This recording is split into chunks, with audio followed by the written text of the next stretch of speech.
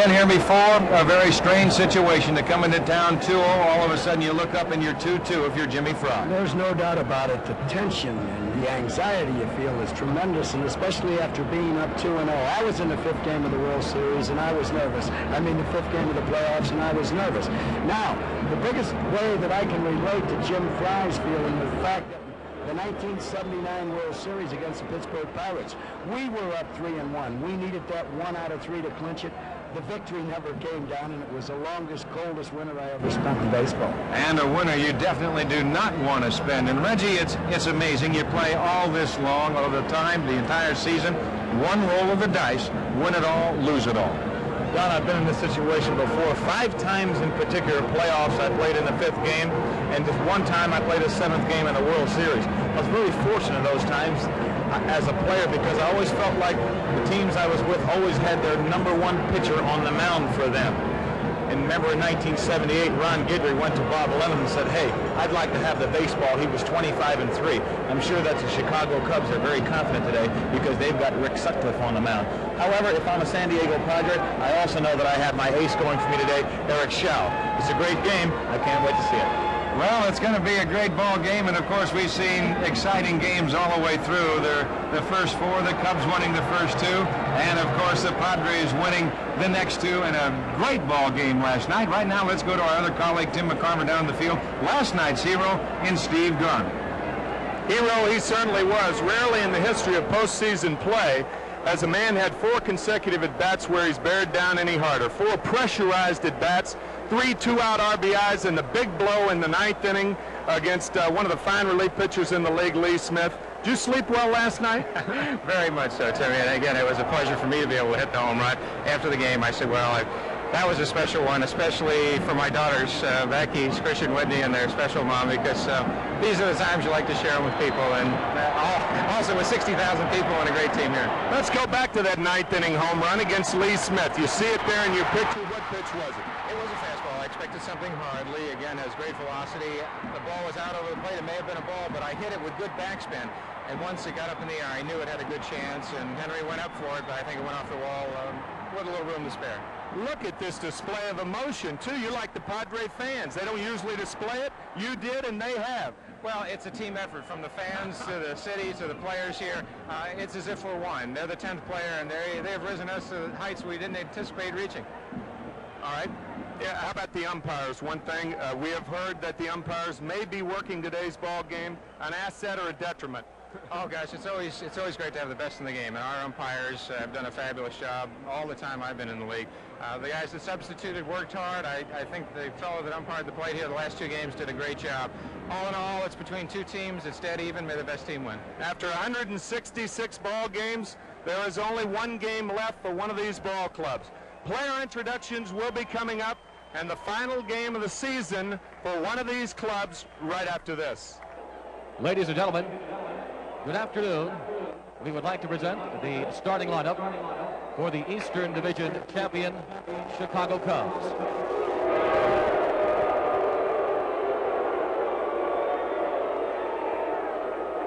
First, the manager, number 8, Jim Fry.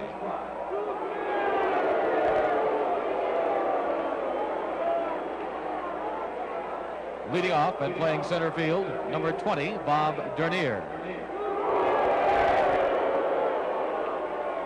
Batting second and playing second base, number 23, Ryne Sandberg.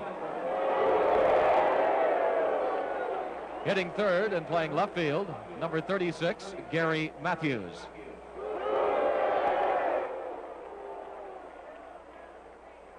In the cleanup spot and playing first base, number 10, Leon Durham. Batting fifth and playing right field, number 6, Keith Moreland.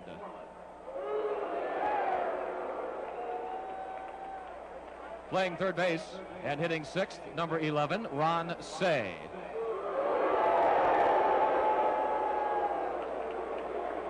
Batting seventh and catching, number 7, Jody Davis.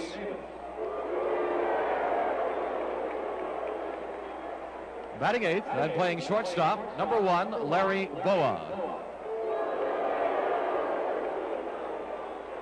And today's starting pitcher, warming up in the bullpen, number 40, Rick Sutcliffe. And the remaining Chicago Cubs coaches and players.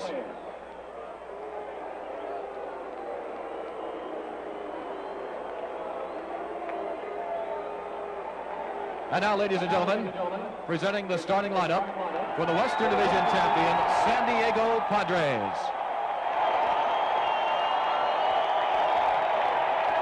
First, the manager, number 23, Dick Williams.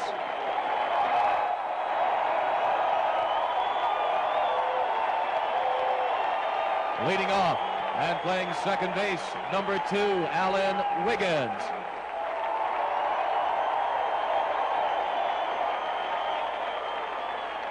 Batting second and playing right field, number 19, Tony Gwynn.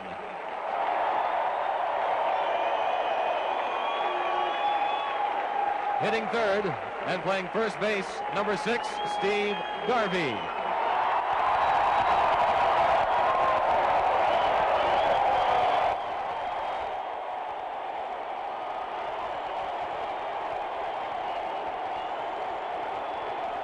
In the cleanup spot and playing third base, number 9, Greg Nettles.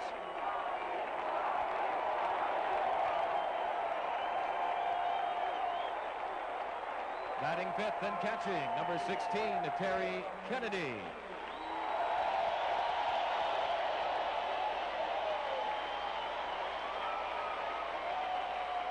Playing center field and hitting sixth, number 20, Bobby Brown.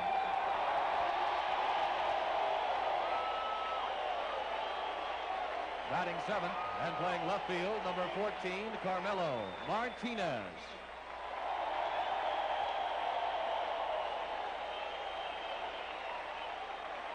Batting eighth and playing shortstop, number 1, Gary Templeton.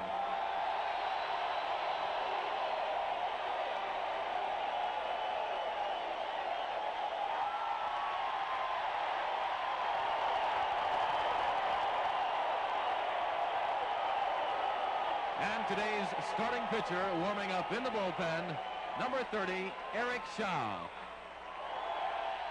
And the remaining coaches and players of the San Diego Padres.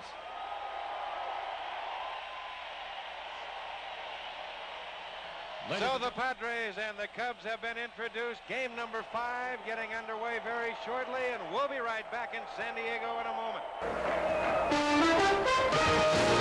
ABC Sports presents the National League Championship Series, live from Jack Murphy Stadium in San Diego, California. It's the Chicago Cubs and the San Diego Padres in the 5th and final game for the National League title.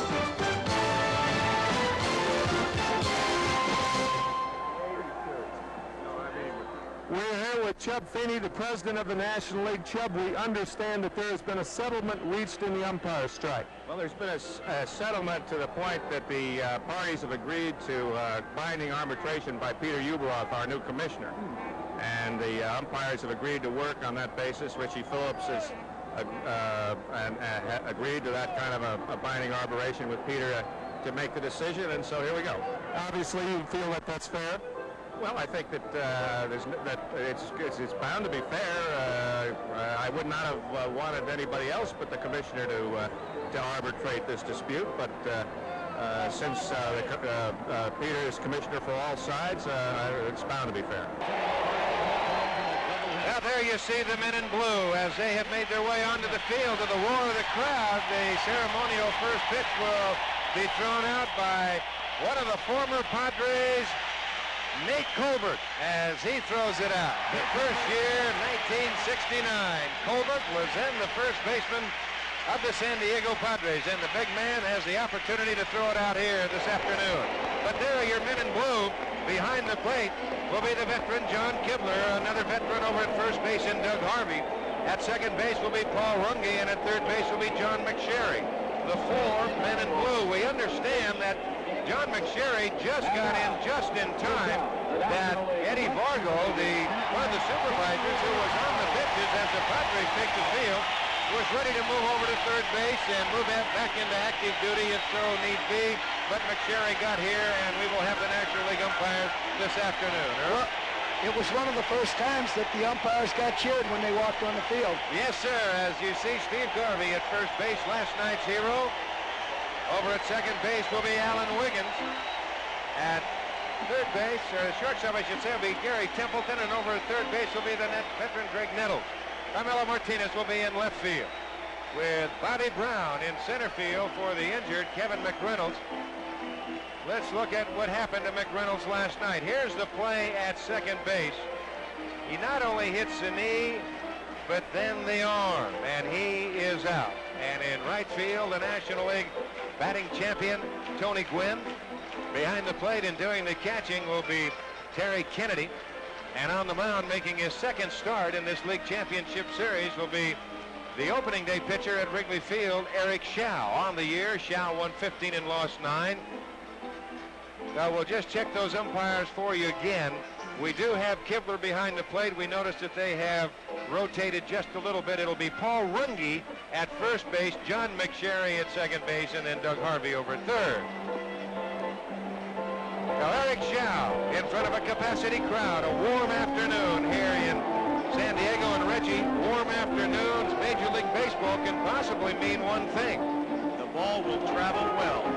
I always like playing in warm afternoons. Another thing I liked about playing in the afternoon, especially when it was very, very hot like it is today, it seems like the temperature is approaching right around 85 degrees down on the field, Don. I always thought the pitcher got a little more tired. Earl, what do you think about that? Oh, I don't think there's any doubt about that, and it was hot on the field.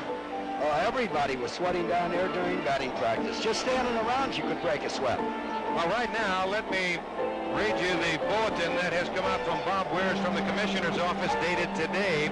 And we quote, "With the two parties in the umpire dispute still far apart as of this Sunday," meaning today morning, they asked Commissioner Peter Ueberroth if he would serve as arbitrator in binding arbitration, which would resolve the dispute and return Major League umpires to the diamond.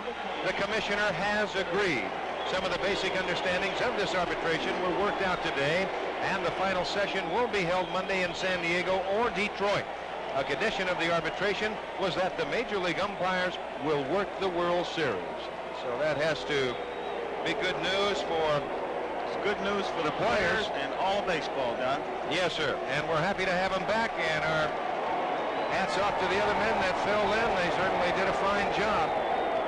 As Bob Dernier will lead it off, and we're getting ready to go here in game number 5. There's a strike, and we're underway. Both managers want to see their pitchers go out there and throw strikes before they do anything else in this ball game. Establish that strike zone. There's the breaking pitch outside, and the count 1-1.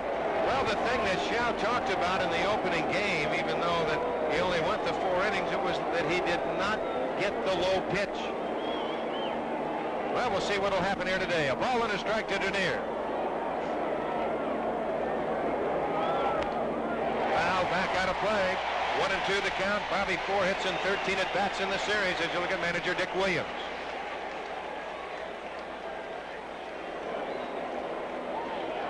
I would have to think right now they're just a sigh of relief, not only for Shao, but for Sutcliffe and for every hitter that walks up there. They both know Kibler, so they know where they have to throw the ball right now. The 1-2 pitch. Little looper, hit going out is Wiggins, still going out to run it down like a gazelle. It's a nice play here, Don. Alan Wiggins kept his eye on that ball all the time. Got a real good jump. You see him follow the ball, never take his eye off it, reaches up and pulls it down. And like you said, even that little one off the handle seemed to carry a little bit, Reggie. Get another look at it here. Very nice play. I think any little thing that the Padres do is going to excite these people here today, which will work in their favor. Boy, there's no question about that as Ryan Sandberg stands in. Up high with a breaking pitch, 1-0 the count. Sandberg 5 hits and make that 6 hits and 15 at bats in the series. A .314 hitter on the year. There's a strike and the count 1-1. See right there, 3 for 32 against Shao. So Shao has given Sandberg a problem. All the way to the backstop, 2-1 to count. Sandberg, good speed as you look at Nettles at third. He might be thinking bunt, Reggie. It certainly looks like it. I know he's got one bunt single off Eric Schau, and I'm sure that Greg knows that he's had some problems with Schau, and he knows that Sandberg may be thinking bunt. Shot. Well, look at here. How do you do? Don Zimmer almost fell right over on his back in disappointment. What a rocket. You're not going to hit him much harder than this. Schau built high down the middle. As hard as the ball can be hit, Nettles had trouble. He didn't have a lot of time getting the glove up. No, he didn't, because he was playing in almost on the grass. He hit that ball a ton. I think Greg might have caught that just to protect his life. Boy, I'll tell you, that was a rocket. Now there's 2 outs. One a little floater, and the next one a rocket. And here's Gary Matthews. Gary, a .291 hitter on the year. Inside as he looks out at Schau. And Schau remembers the first pitch in Chicago when Matthews took him downtown. That might have been a little message. It could have been, and it was a 92-mile-an-hour fastball. Schau looks like he might have that riding fastball today that he needs to win. That's inside. Matthews looking out. That ball is not that close, Reggie. I don't know about that. I'm a hitter, so I'm going to give you an argument. Well, if it's close, he should have been laying on his back. Those pitches right now. That's a pitcher talking. There's his strike.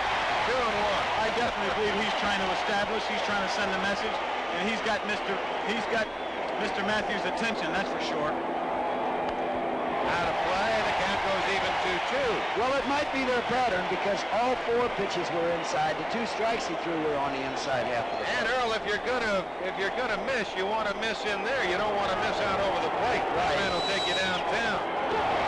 Hey, why do you guys have to miss inside? Why can't you miss out on the plate or away? Why you got to miss inside at me? That's the problem with this game today. Another one a little bit too far inside, and we're going to have to go to Duke City. Well, here we go. 2-2 pitch. There's a shot down the left field line. That's why. Hooking foul. You know, I'd have to think, Earl, that this man here has to remind you of a man that played for you and Don Baylor. I mean, just standing there. The toughness at the plate in Matthews, the way he stands in there. Well, there's one thing we know about Baylor. He will not give an inch. Everybody in the league pitches him inside. He knows it, and he's still going into that ball, and he leads the league in getting hit by pitches every year, but he expects it. Well, Donnie does expect it.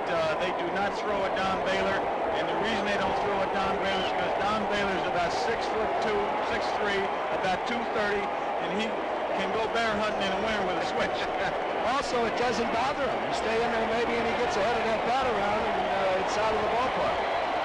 The 2-2 pitch to Matthews. Look out. That's inside.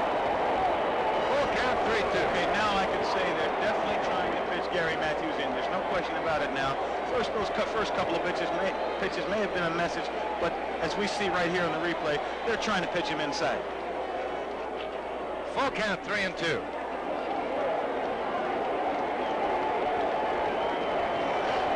Getting exciting right from the third hitter. First, second, third hitter on.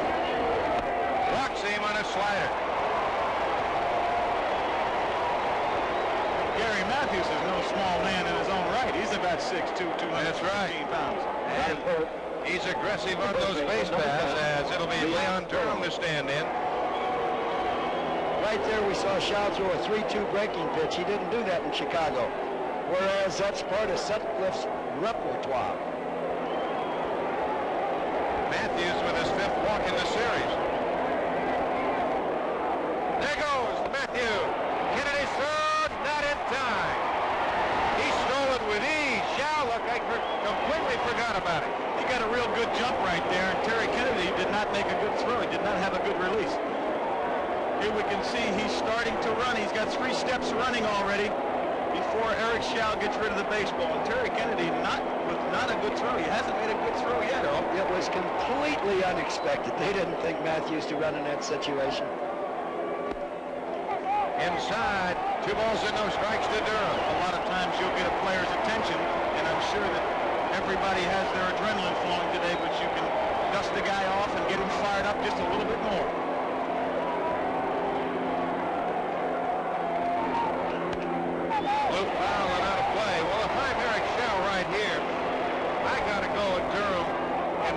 my pitch. I can't give in to Durham with first base open and a right-hander. I don't care if it's Moreland hitting on deck or not. I got to go with what I think I can do best. And his fastball looks like it's jumping today, and the place to pitch Durham is up. Misses high and a 3-1 count. Along with pitching Durham up, you also pitch him inside, Earl. You can see it's pretty easy to see where to pitch Leon Durham, although he has had a lot of success. He hangs his plate. He hangs his hands almost out over the middle of the plate. You got to crowd him and make him rush that bat. And he rushes that one. Deep right field. Gwynn going back. This ball is gone. Cubs on top, 2-0. And like you said, Reggie, the ball's flying. The ball will carry better in the daytime in California. It always has. Leon Durham homered last night. He homers again here, and the Cubs have a 2-0 lead. Again, you've got to pitch Leon Durham inside. You see where Terry Kennedy is sitting. That ball tails back out over the middle of the plate. The count is 3 balls and 1 strike. He's looking for a ball to drive to hit fence distance, and Tony Quinn is just getting a closer look. Souvenir. Now a happy Chicago bench as that'll bring on Keith Moreland. There's the slider low and away. The count 1-0, and still there's the classic example. First base open, the only left-hand hitter in the lineup, and you let him hit it.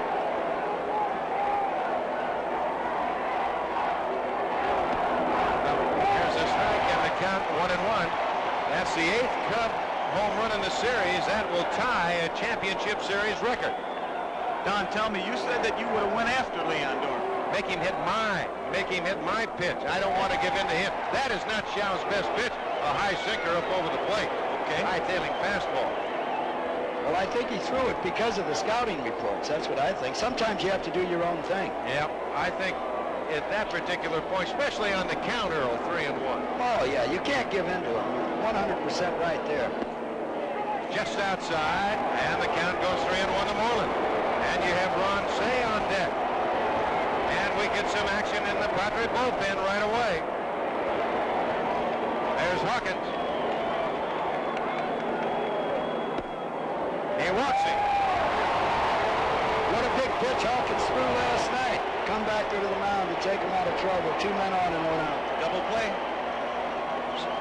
There's Dick Williams, so you get Dernier, who has popped to second. Sandberg lined to third. He had 2 outs. He walks Matthews. Durham hits a home run. He walks Moreland. Here's the pitching coach, Norm Sherry, to talk to Xiao and also take a little time. Buy some time is important here. Can't let it get away from you in the first inning. Now, what's he telling him here right now, Earl? Is he telling him maybe some of his mistakes, or is he just giving Hawkins some time to get ready? Well, he might be doing something mechanically wrong that they spotted, but more than likely, look, we're going to win this one, we're going to lose this one. But we can't win it unless you throw the ball over the plate. That's number one. We can't be putting people on base. We had 2 out, nobody on. Base on balls are going to kill you before anything else in the world. That's exactly right. As Frankie Frisch always said, oh, those base on balls. Here's another look at that Leon Durham home run in super slow motion. It doesn't quite look that fat when it comes up to the plate. It's slowed down so much there that it just looks like a balloon. Yeah, well, it was, we can see he didn't get it in on the inside half of the plate, and that helped Durham get the bat around. Yes, it did. Here's Ron Say. Inside to Say. So the book has been keep the ball in on Say, keep the ball in on Matthews if you can. We've seen that through the series. Ronnie 3 for 15 in the series with a home run and 3 RBIs. The Cubs on top 2-0. We're in the top of the first inning. Game just underway. Breaking pitch high. Xiao not following through now, throwing right straight up in the air and getting everything up. Well, those were the mechanics I'm talking about. That's right. Don can spot him up here. That's what you want your pitcher to. That's what you want your pitching coach to be able to do for you as a manager. There he comes down through, and he gets the strike. 2-1 the count. Awfully hard to be a sinker ball pitcher and pitch straight up and down. Well, it's awful hard to be any kind of pitcher and pitch straight up and down. Right. 1 pitch. There's a good slider. The count 2-2. 2 good breaking balls in a row. I think it's very important right now for Eric Schau to get his confidence back, to get his game together. He's already had 1 bad ball game, and he does not want to have 2 because, as Earl Weaver said, it's a long, cold winter, even in San Diego and Oakland. 2-2 pitch fouled away, and Say had a good pitch to hit. We talked about the 5th game of the playoffs, Reggie. You're the team that beat us, the Oakland A's, against the Baltimore Orioles. But we came back to tie it up at 2-2, like the Padres did. And I really didn't feel as bad about losing that as once you've established. That's true. Once you know that you've got a 1-game shot and you've represented yourself well, the winner is this home. Little looper as Wiggins will handle this one. And that'll do it. But the Cubs get on the board. 2 runs on only 1 hit, the 2-run homer by Durham. 2-0 Chicago as we go to the bottom of the 1st inning. Well, Rick Sutcliffe on the mound, and he has a 2-0 lead. The weight's on his shoulders. Prior to the game, I had a chance to talk to him. Number 1, it's very nice of you to come over here, and our thanks from ABC. Number 2, I've always maintained a microphone will not get a hitter out. Well, Don, you know I've listened to you for the last 11 years now, since my first spring training with the Dodgers, and you know, you're right. This doesn't make a bit of difference. This is just a great opportunity for me. You stop and think about 3 years ago when I got left off the roster. The story couldn't be written any better. I mean, I got an opportunity to put us into the World Series, and I'm just going to go out there and hope to make the most of it. Your thoughts last night as you put the head on the pillow? Well, you know, I had mixed emotions. I had hoped and planned on pitching the first game of the World Series, but that's just from, that's all I could do. Sitting on the bench, all I could do was pull for our ball club to win one of the first 2 games out here. That didn't happen. I prepared myself to pitch today. I'm ready. I'm excited. I've had a lot of success against this ball club, and if I go out there and make the pitches, then we'll be in pretty good shape. You know, there's always that human element involved, and you know, only time will tell what's going to happen. But if I was a betting man, believe me, I'd be putting the weight on my shoulders today. I like our chances.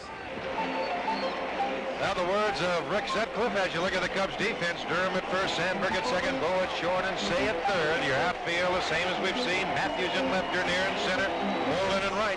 And the battery of Davis behind the plate, and right-hander Rick Sutcliffe on the mound. And he seems to be geared and ready to go. He seems to be cocky enough. I like the attitude he's got. I really do. He's got a rock 'em, sock 'em, charge 'em, go get 'em attitude. He believes in himself, and I'm sure when a pitcher walks in the clubhouse like that and walks on the mound like that, his teammates behind him can feel it as well. Well, I know he'll have his stuff when we get to the first 3-1, 2-0, 3-1, 3-2 count, and he throws that curveball over the plate. Then I'll know that Rick Sutcliffe is going to be tough for the afternoon. Now you can see that graphic as the Cubs have lost. Sutcliffe has come on the next day, and he's put a win right on the board. Now Alan Wiggins will lead it off for the Padres. He'll be followed by Gwynn and then Garvey. Sutcliffe ready to go. Delivers low. The count 1-0. Sutcliffe won the opener. Went 7 innings through 108 pitches and won 13-0.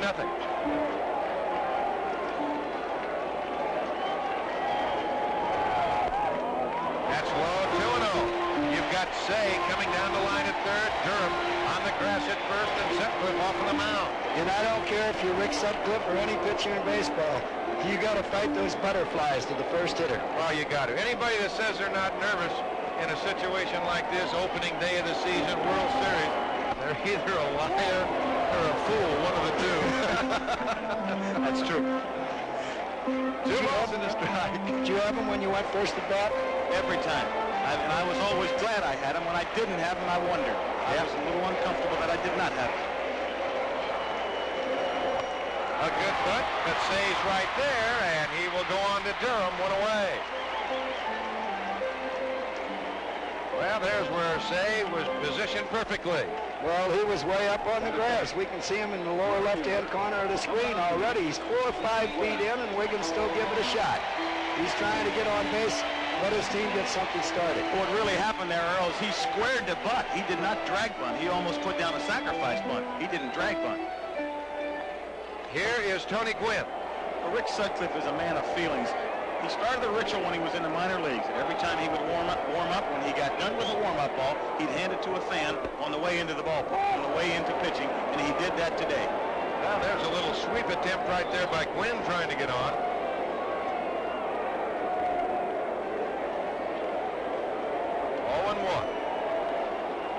Greg Wynn, the National League champion, batting champion at 351. It's 1 ball, 1 strike. On deck, Steve Garvey. Sutcliffe might not have liked the first 2 hitters getting up there attempting bunts on him. There were a lot of guys that were like that. A couple come to my mind. Early Wynn and Sal Magley. Swing the bat, don't bunt. There's the strike, 1 and 2 the count. And a good breaking ball. We've got a guy on our pitching staff, Bruce Keeson. He doesn't like it, and he doesn't mind letting you know it. There's Garvey on deck.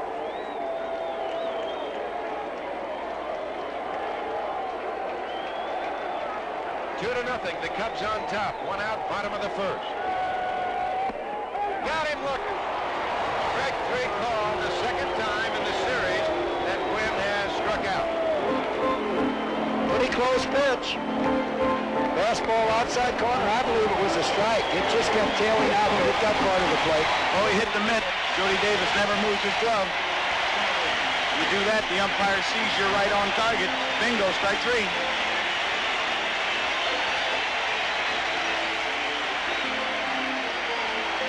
Here's Garvey. Big night last night. Carried the Padres on his shoulders. See how Sutcliffe works to Garvey. Davis setting outside. Misses blowing away. He got all fastballs to hit last night. Sutcliffe's got excellent breaking pitches. Yet he started him off with a fastball. Keep an eye on Davis behind the plate. We'll see how Jody wants to set up, what their thoughts are on Garvey. Gonna go out there again. Good breaking pitch. Yes, sir. One thing, a book on Garvey also is he'll chase that breaking pitch if you get ahead of him. He was chasing the ball last night and catching up to it. Fastballs. Garvey 4 for 5 last night.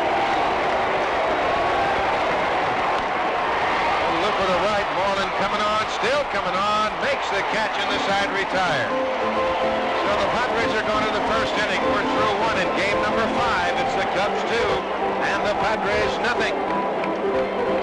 Now Jody Davis to lead it off had a big double last night. Also had a big key 2-run homer in the 4th inning last night off of left-hander Tim Waller. Here's the home run. Hit it hard down the line. At that time, it tied the score. As did his double. The Cubs came back twice last night from 2-run deficits. Now there's Davis against Shao. Career-wise, 1 for 23. It'll be Davis, Boa, and Sutcliffe, the bottom 3 in the Cub order. High behind the plate. Kennedy coming back, and Terry will run out of room. You know, certainly, Don, when you see the statistics of Ryan Sandberg and Jody Davis against an Eric Shao, it certainly seems as though Dick Williams has picked the right man to be at the right spot. Well, that's true. He's got Shao out there because Eric was hurt by the home runs in the opening day at Wrigley Field. That's up high. The count 1-1. Dernier, if you recall, hit the second pitch of the ball game. Giving the Cubs a 1-0 lead, and then Matthews homered at 2 home runs in the first inning. There's a good breaking pitch, and the count 1-2. He'll have to continue to use that breaking pitch in order to make that fastball more effective. And if he's going to use that breaking pitch, he's going to have to throw it for strikes also. There you see Kennedy wanting the fastball inside, missing inside. The count 2-2. Without the man on second base, you won't use the sequence sign, so we'll let you have a little chance at home and see what Kennedy's thinking along with Shao. We'll move that from our center field cameras. We move along. That's hit well left field. Down in the corner, Martinez over to the wall. This ball is gone. Home run, Jody Davis. 3-0 Chicago.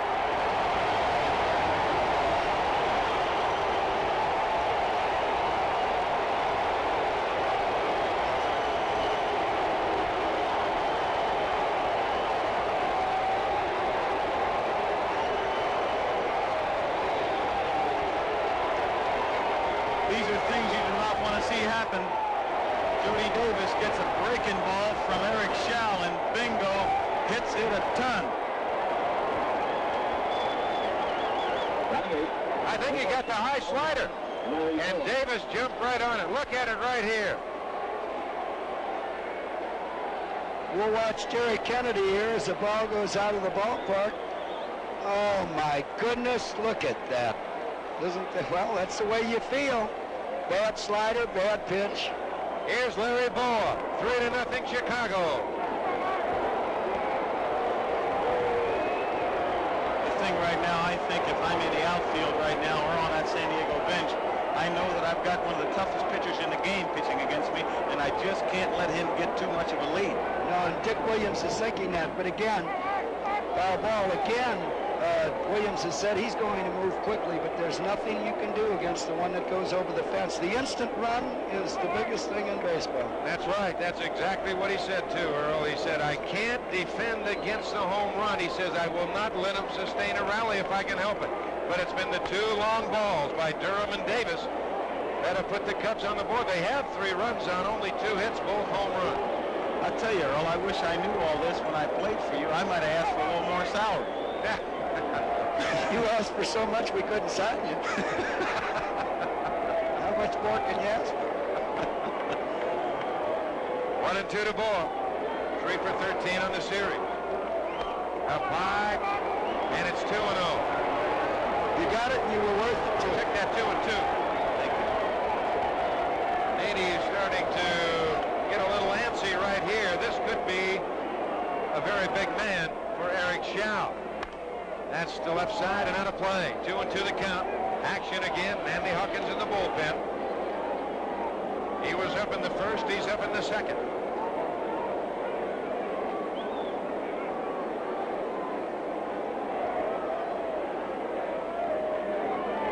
Way outside. That's ball 3.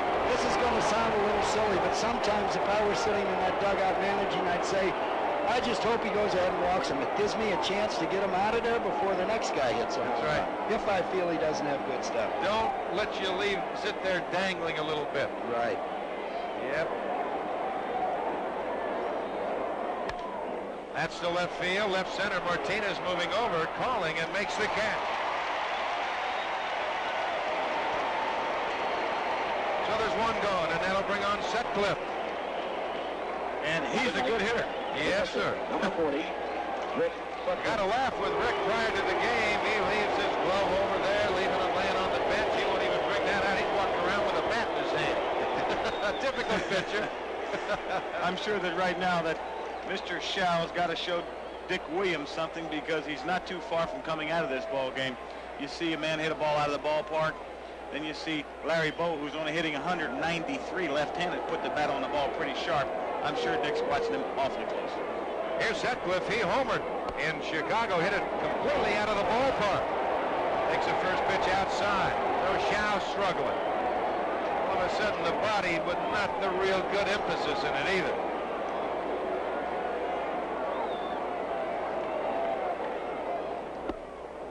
That's low. 2-0. It's always been important to me, Don. The way a guy shows himself on the mound, is he sticking his chest out or are his shoulders slumped a little bit? And you say the way he's handling his body right now, he doesn't look like he's confident in himself. There's a strike in the count, 2-1. Well, he threw 32 pitches in the first inning. He's got a lot of pitches under his belt. Those are the little things you look for when you get some time in the league. You can watch for and try to take a little advantage and capitalize on your opposition. Big swing by Sutcliffe, doesn't get it. 2-2 the count. Now it always was a tip-off. Used to sit over on the bench and you could watch. It's almost like the body will reflect the heart. Exactly. There's a base hit, right center field. Glenn will come on, playing on a couple of hops, and Sutcliffe's aboard. That'll be it for him, I'm sure. Williams was out of there like someone shot him out of the dugout.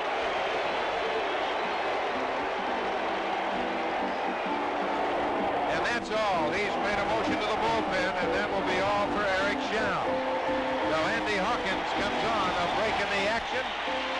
We're in the top of the second. It's 3-0 Chicago. As it'll be the top of the order, Bobby Dernier to stand in against Andy Hawkins. Right side, could be two, but they bobble the ball. They get Sutcliffe, the lead man. That ball just came up on Wiggins. He could not find the handle. The little short hop is what it was. So Hawkins, let's take another peek at it. All right. Looks almost a sure double play ball. Now you, right there, the little short hop up on the heel of the glove. Wiggins did the right thing, didn't panic, took his time, threw the ball to second base for one. There's another real good picture of it. Didn't panic, that's the main thing. I've seen him grab after that little white thing 5-6 times and never pick it up. That's right. I know the feeling. Well, you've got Dernier at first, good speed, and here's Ryan Sandberg. He had a rocket to Nettles at third his first time at bat. Hawkins, 24 years old, from Waco, Texas, now makes his home in Bruceville. He's a 6'3", 205-pounder. Came on and did a fine job last night. Got a very big key out, and actually it turned into two. Big double play. And Dernier will be going the first chance he gets. They'll play aggressive now. They got a 3-run lead. They've got Rick Sutcliffe, and they're playing for all the marbles. I would almost expect to see him run out. Oh, yes.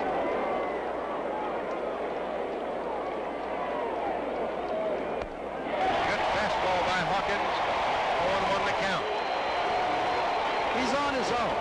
He's got to get the jump. He makes the decision himself in this situation. We'll keep an eye on Dernier.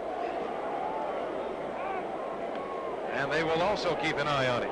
He already has 2 stolen bases. The Cubs have stolen 4 in the series, 2 by Dernier and 2 by Sandberg.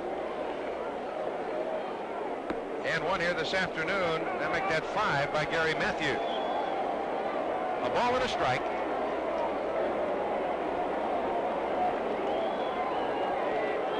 There's 2 outs and a run in on the home run by Jody Davis to lead off the second. 3-0 Chicago. There he goes. Kennedy, good strong throw. McGaddy. Quick tag by Templeton. The throw is a little high.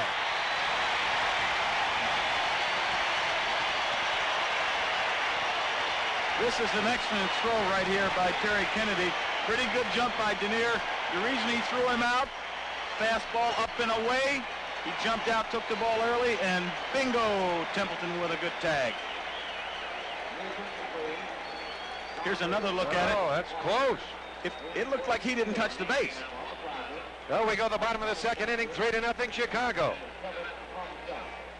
Now there's another look at that tag, and I think it might have been just a quick slap tag by Templeton that got the attention of McSherry. It looked like that was a very close play, Earl. Well, it looked like if he'd have got the other hand in on the bag, it would have been there before the tag.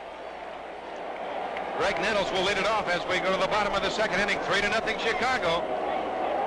The amazing thing about that is I believe they pitched out on 2-1, and Dick Williams is one of the few managers in baseball that will call that with the thought that if he doesn't go, your pitcher's behind 3-1. 1 ball and no strikes to Nettles.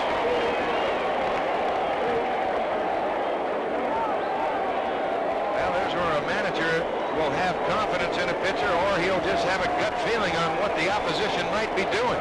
Well, it was a definite run situation, and Williams is not afraid to take a chance. Right side, Sandberg. On to Durham, 1 away.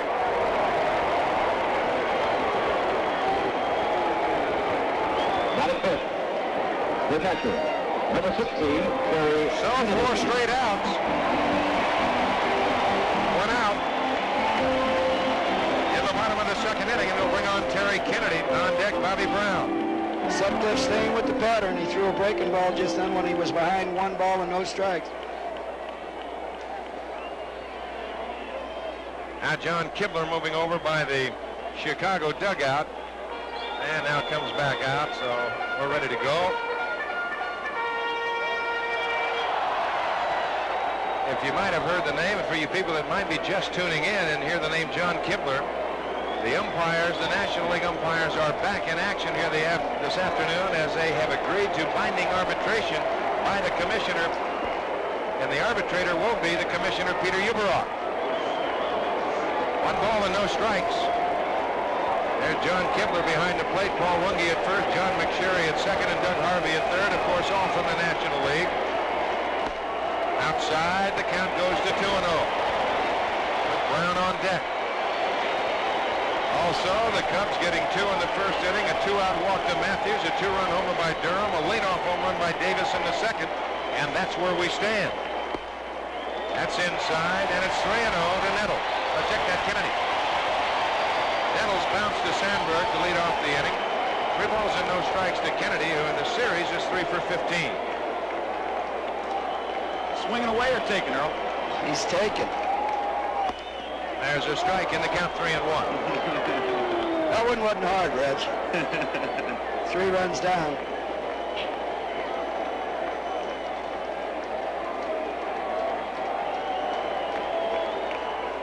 Right back off of the glove of Sutcliffe, and here comes Say, has a shot. They don't get it.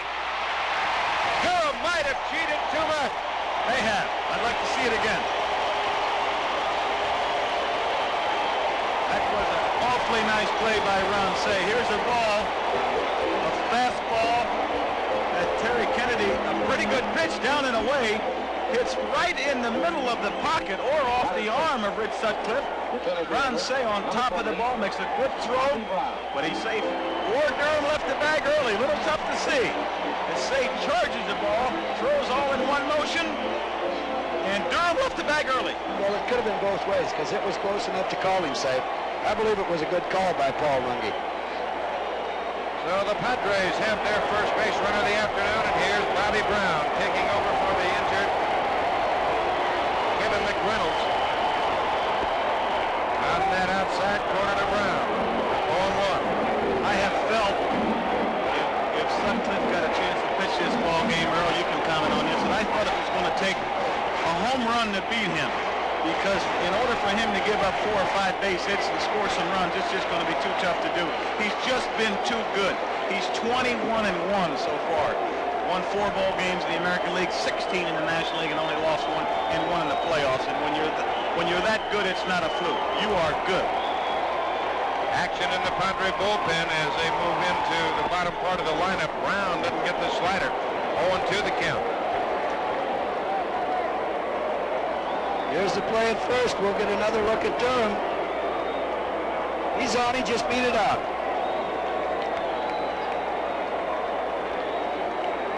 0-2 to Brown with Carmelo Martinez on deck. Low and away. Well, there's a good pitch. Dave Grebecki throwing in the Padre bullpen. They're really giving Kennedy some room at first base. Durham is good 6 steps back behind the bag. Well, he doesn't run well, so they're going to let him run. And they don't believe he's going to run because they're 3 runs down. Right, exactly right. Struck him out. Good fastball by Sutcliffe. 3-run lead can allow you to do a lot of things in baseball that you can't do when it's tight. Get another look at this pitch. Rick Sutcliffe with a real good overhand fastball. Swings right through it. 89 miles an hour. You get down below the belt to that Brown, though, with a fastball, and you're getting in a danger zone.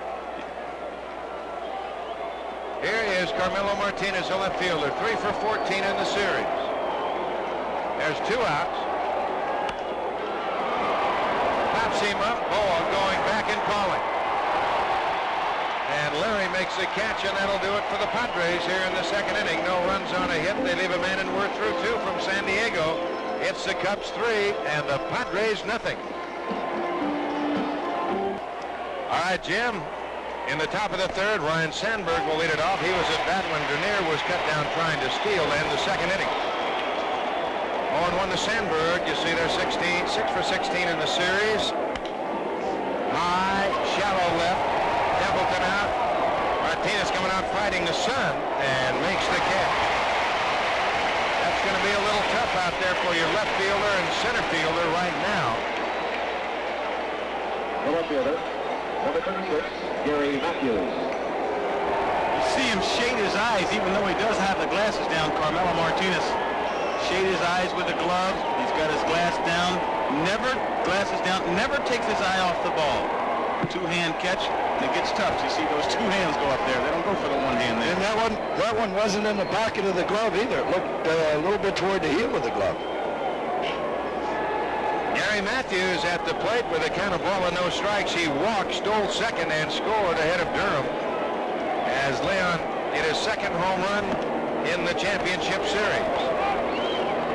2-0 the count. Andy Hawkins back inside with Gary Matthews. See, that's the book on him. Earl, pitch him inside. I tell you, as a hitter, you know they're pitching you inside. You know it's a book on you, but you just don't like it. It just makes you mad. 3-0 the count. Last pitch at 92 miles an hour. And he walks him for the second time.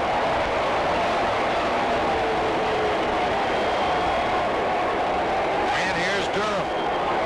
A lot of times, Earl, you'll have a fella that they're trying to pitch inside, and that player will adjust and really start hammering a baseball. Sometimes it doesn't work. I see that Gary Matthews now has made a decision to make them throw him a strike. If they throw it inside, you want to walk me, fine.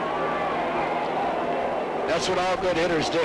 Did you back off the plate a little bit when you know the pattern was inside? I did it in the 77 series against the Dodgers, and they kept throwing it inside, and I kept hitting it over the fence, and they figured they wasn't getting it in far enough. And each time I got it in farther, I got off a little quicker. Well, there's times when you're working that way, and that's one of the keys for a pitcher and a catcher, but especially a pitcher. That's where the feet come into play. You've got to watch those hitters. If they see them backing off the plate, then go down there and away. Bring them back up a little bit. And then you come guys want. Sometimes you can get off the plate, lean back like you're looking in, and look away. So there's all kind of tricks. Well, that's the whole thing with pitching and hitting. That is just one out guessing the other and keeping the other off balance. It's a real cat and mouse game sometimes. That's it. And right now, they remember that Gary Matthews stole second last time he was on first just because they didn't pay any attention to him. And now they're throwing the ball over to first base, keeping him a little closer. Slider low and inside. The count 1-1.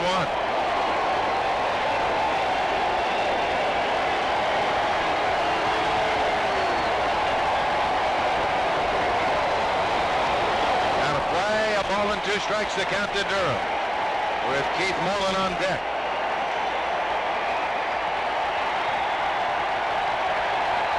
Last 2 ball games, Durham's been a lot more selective with the pitches he's swinging at.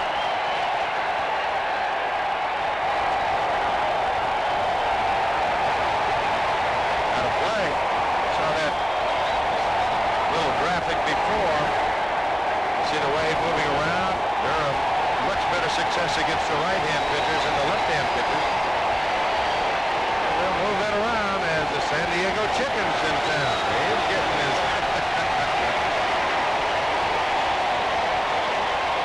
1-2.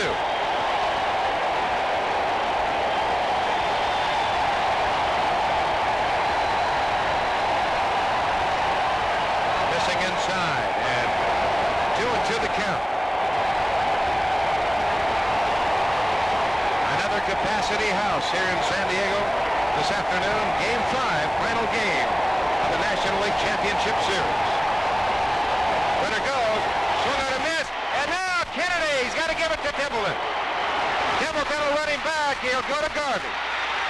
Garvey will go back to Wiggins, who makes a tag. The Padres just about botched that up, and it was the left-hand hitter that confused Kennedy for a moment. So the Cubs are gone. We'll talk about that when we come back to the bottom of the 3rd. 3-0 Chicago. Right here we'll see the unsuccessful hit and run. I believe that's what it was. And Matthews at first got such a slow jump that it was more or less like a delayed steal, and Kennedy didn't even see him. If he would have kept going, I think he might have made it. I'm not so sure whether this was a hit and run or not. Here we see perfect execution of the rundown play. You see the players run with the ball, showing it so the other player can see it. Matthews could have stolen that base. He gets hung up. Might have been a hit and run, Earl. That'll be interesting to find out for sure when we talk to one of the managers. I would have to think it was, Earl, just by looking at the way his head was and watching the pitch. Yes. Picking up the hitter, and on a steal, you don't pick up the hitter. That's exactly right. I think it's kind of unusual to hit and run with the guy that struck out 86 times. tough to hit and run with a guy that doesn't make a lot of contact. That's one thing I never did was hit and run. Here's Templeton as we go to the bottom of the third. You remember when you played for me, I didn't have a hit and run. It was go if you get the jump, and if the hitter wanted to hit it. I haven't had a hit and run in 17 years. I swing and miss too much. Ramirez on deck, so Dick Williams going to his bench very early as Templeton sends a two-hopper to Sandberg, who throws him out. So there's one away, and Sutcliffe is just sailing right along. Batting for the pitcher Hawkins, number 12, Mario Ramirez. Here's Mario Ramirez, pinch hitter. 0 for 1 in the series. On deck, the leadoff hitter, Alan Wiggins. This will give you an idea what Dick Williams thinks. I believe that he believes that he needs all the offense that he can get. Hawkins is throwing the ball very well, but he knows he needs to score against Sutcliffe. He gets a lead like he does have and gets off and running, and he's going to be awfully tough to catch. Jody Davis might have a play, and will have a play. 2 gone.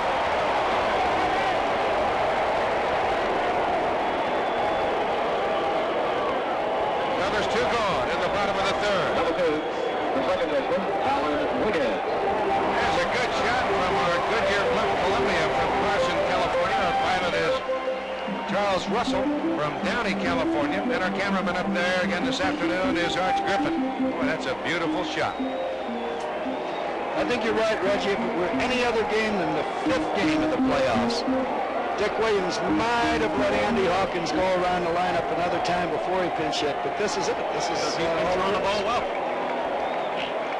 Here's Wiggins, tried to butt his way on and say throw him out. Shanks it left side, 0-1. Well, the thing if you're Dick Williams right here, you've got to try and get some offense going against Sutcliffe. You've got to get 3 just to tie to start all over again. And Sutcliffe has been exceptionally tough. All year long. Yes, sir. Won the opener of the series 13-0. Since the All-Star break, he's 12-0. Make it 13-0, including the playoff.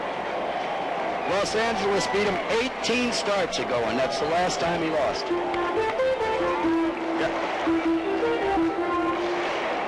It's amazing how he turned things around over at Cleveland. Before he came to the Cubs, he had a record of 4-5. There's the number. 4-5 with Cleveland, 16-1 with the Cubs. Didn't quite get the run support over at Cleveland that he got with the Cubs. That makes like night and day. Before he took the field today, he had a 2-0 lead. Yes, sir. Nothing better than that. Well, one of the things that Billy Connors, the pitching coach, saw when he first saw Sutcliffe through throwing a Cub uniform, he was pitching inside, and all of a sudden Billy Connors said to Jimmy Frazier, hey, what do we have here? A man that'll work inside a little bit? And he hasn't changed. He stays right there. He'll be inside, outside, got good control around the plate. Pitching coaches believe in order to have success, you can't be afraid to pitch inside. There's a strike, and the count goes even at 2. 2 balls, 2 strikes, 2 outs. That last pitch at 93. Both ball games, he's challenged Wiggins. He's been right down the middle with the hard stuff most of the time because he doesn't want him on base. High, 3-2. The reason for not being able to pitch inside like that.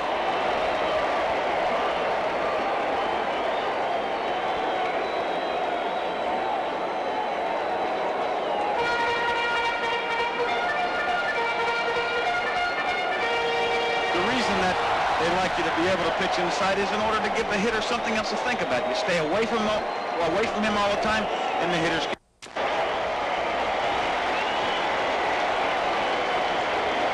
full count, 3-2 to Wiggins.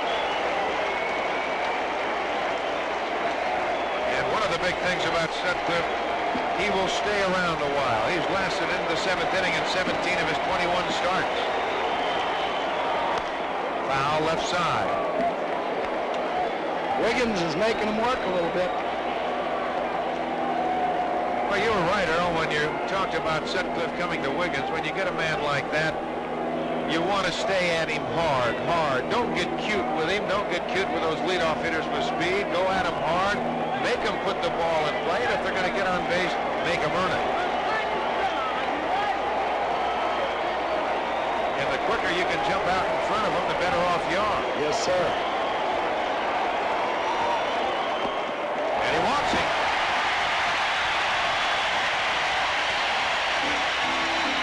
He's also been known to walk a few hitters. He refuses to give in. He wants you to hit his pitch all the time, and that shows you he's staying consistent. He wants to pitch his game, Don. Well, he walked him with a fastball. You know, Wiggins is a singles hitter and gets quite a few of them, so the base on balls is the same as what he's going to get ordinarily, whether you go down the center of the plate or not. Tony Gwynn on the hopper to Durham. He'll step on the bag and do it himself in the side, retired. No runs, no hits. They leave a man. We're through 3 from San Diego. Game 5. The Cubs 3, the Padres nothing. It is Dave Dravecky on the mound for the Padres, leading off Keith Moreland in the top of the 4th inning. It'll be Moreland, Say, and Davis. 3-0. The Cubs on top. High to center field. Brown fighting the sun. One away. And that'll bring on Ron Say. So the Cubs trying to do something here this afternoon they have not done in 39 years. And the table is set for what happened 39 years ago. The Tigers have already won in the American League, and the Cubs trying to rematch with Detroit the first time since 1945. And if I'm in the Chicago dugout, I'm telling my players, don't be in a hurry. Let's get as many as we possibly can. Well, the ball game is still very, very early right now, Earl. There's a long way, a lot of baseball to be played. Dravecky will let it roll, and Nettles picks it up foul. Well, that's so true. You looked at the Cubs, they've got 3 runs on only 3 hits. They had 3 runs on only 2 hits, and they picked them up, bam, like that. And it could turn around. The same thing happened the other way. Well, right now they're playing the game an inning at a time. As it progresses, you can bet that it's going to be down to hitter, and later on, right at the end, it's pitch to pitch. That's right. 0-2 to Ron Say, who popped to Alan Wiggins at second base his first time at bat.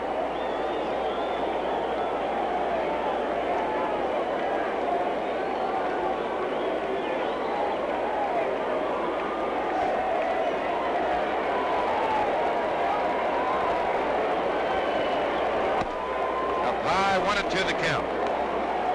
The Cubs 3 runs on 3 hits. The Padres no runs on 1 hit.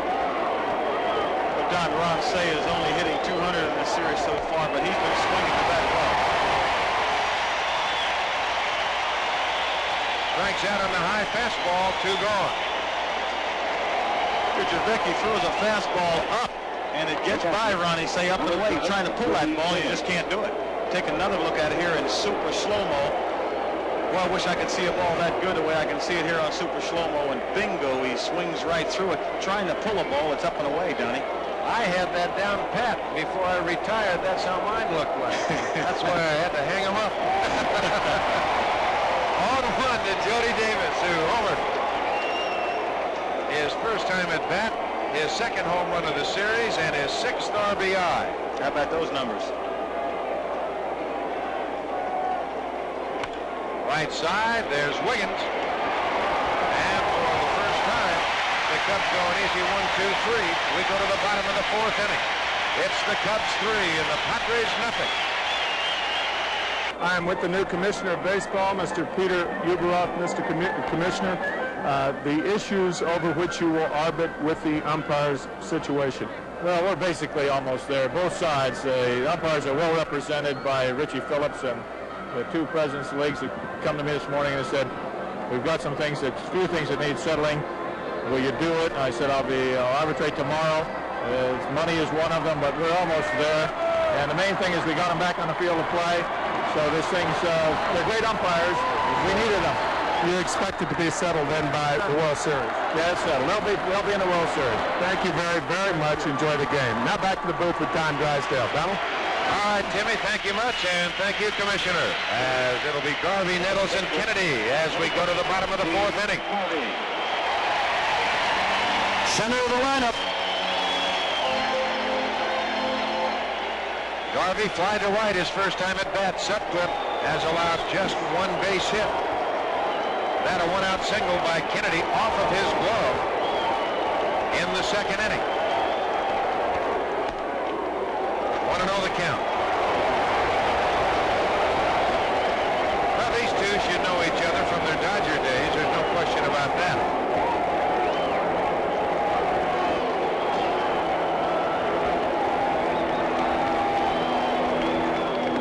Outside, 2-0. Sutcliffe is pitching each hitter differently. He goes one spot with one hitter, another spot with another hitter. He's behind 2-0 now, but his success comes from being able to put that ball where he wants to within the strike zone. Well, it's awfully nice. You have to certainly consider Sutcliffe a power pitcher. To be able to go out there and keep the command that Sutcliffe has, boy, what a luxury that is if you're a power pitcher. Well, he only lost control one time this year. That was pitching against his former team, the Dodgers. Jams him, fouled away. Ozzie Virgil, third base coach. In talking to him down, he said he felt like he wanted to go out and show the Dodgers he could pitch. He wanted to show them that he deserved to be on that ball club in 1981 when he was left off the roster. And he said he tried to just do too much. He tried to strike out everybody. Since then, he's been awfully good. That's what we've talked about in the series, about staying within yourself if you're a pitcher. That's it to right field. Giving ground is Moreland. Still giving ground. Has a play, and that is out number one.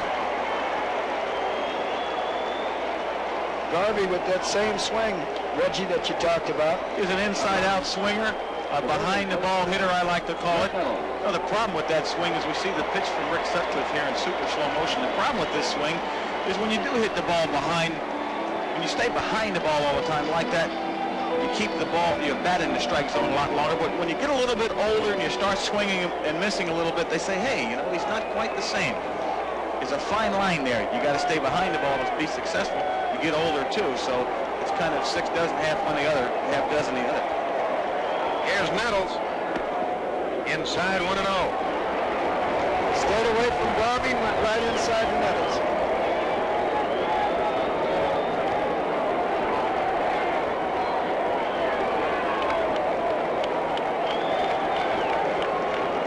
There you see what Davis wants. Now he's using a 2 outside. Let's see what this pitch is. He's using 2 as a fastball, and Nettles pops it up. 2 gone.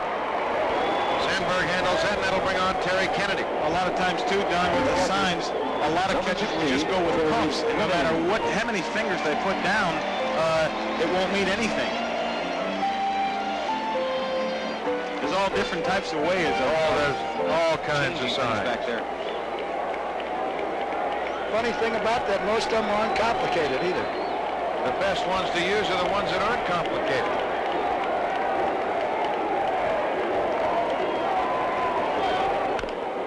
That's fouled away. The count 0-1 to Kennedy. And the line drive, base hit off of the glove of Sutcliffe, an infield single. Say making a good play, but just a bang-bang play at first, and Kennedy beat it. How many times do you think that play at first will be shown throughout the country if this continues, continues to be the only hit in this ballgame? A whole bunch. A whole bunch.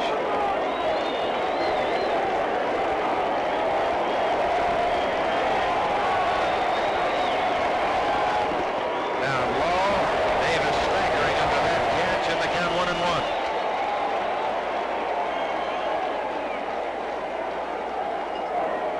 What happened over in Detroit on that double play ball. They didn't realize how big it was that they didn't turn that double play until the game was over and they were down 1-0. Isn't that true? It just held right there. Well, Sutcliffe in game number 1, he only allowed the Padres 2 hits in 7 innings. That slice down the left field line. Matthews a long way to go in the bullpen, and does he get it? Doug Harvey over there, and he calls him out. There's the situation right there now. Don't tell me you don't need an umpire down that left field line. An umpire down that left field line, you have no question.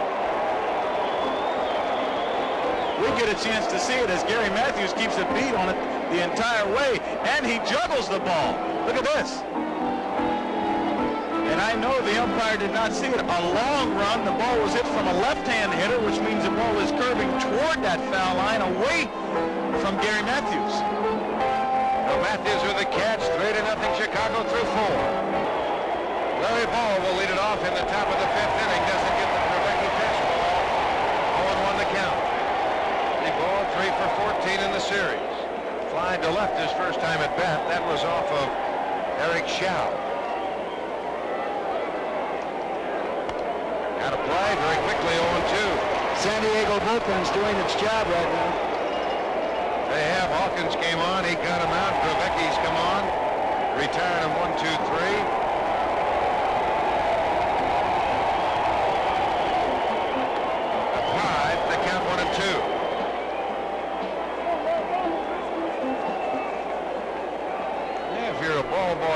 Jack Murphy Stadium, that's what you're looking at. Up high, 2-2 the count.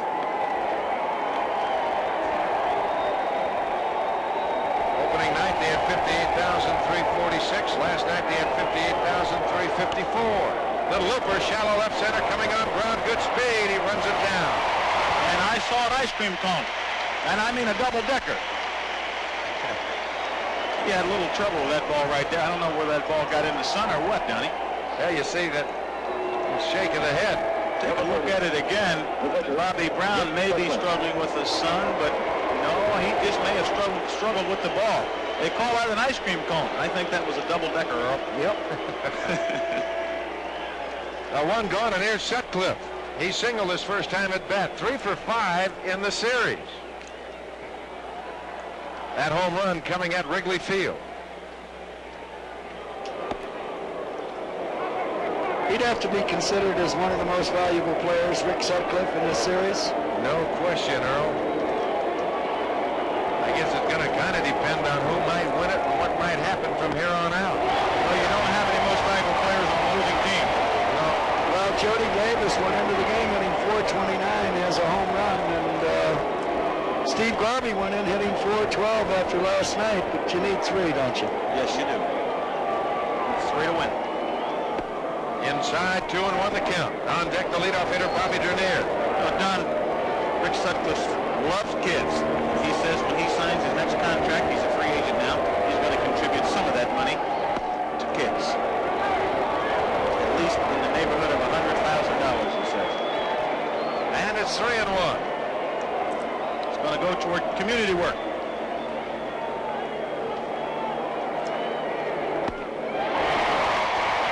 Count 3-2. He sat on a fastball 3-1 and let it go.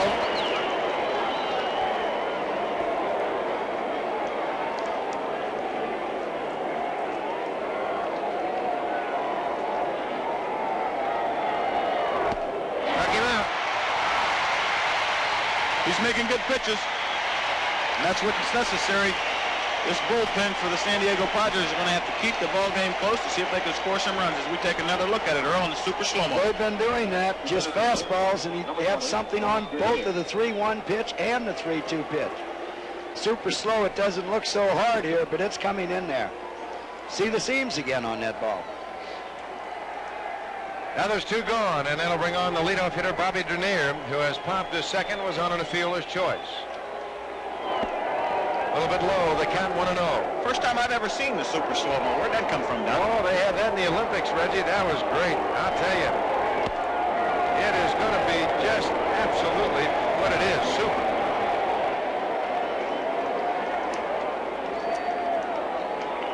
I think you're going to be seeing a lot of... I think you're going to be seeing some Major League ball clubs that are going to try and come up with one of those.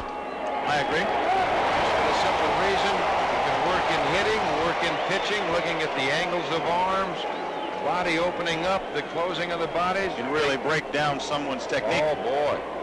I think it's great. 2-2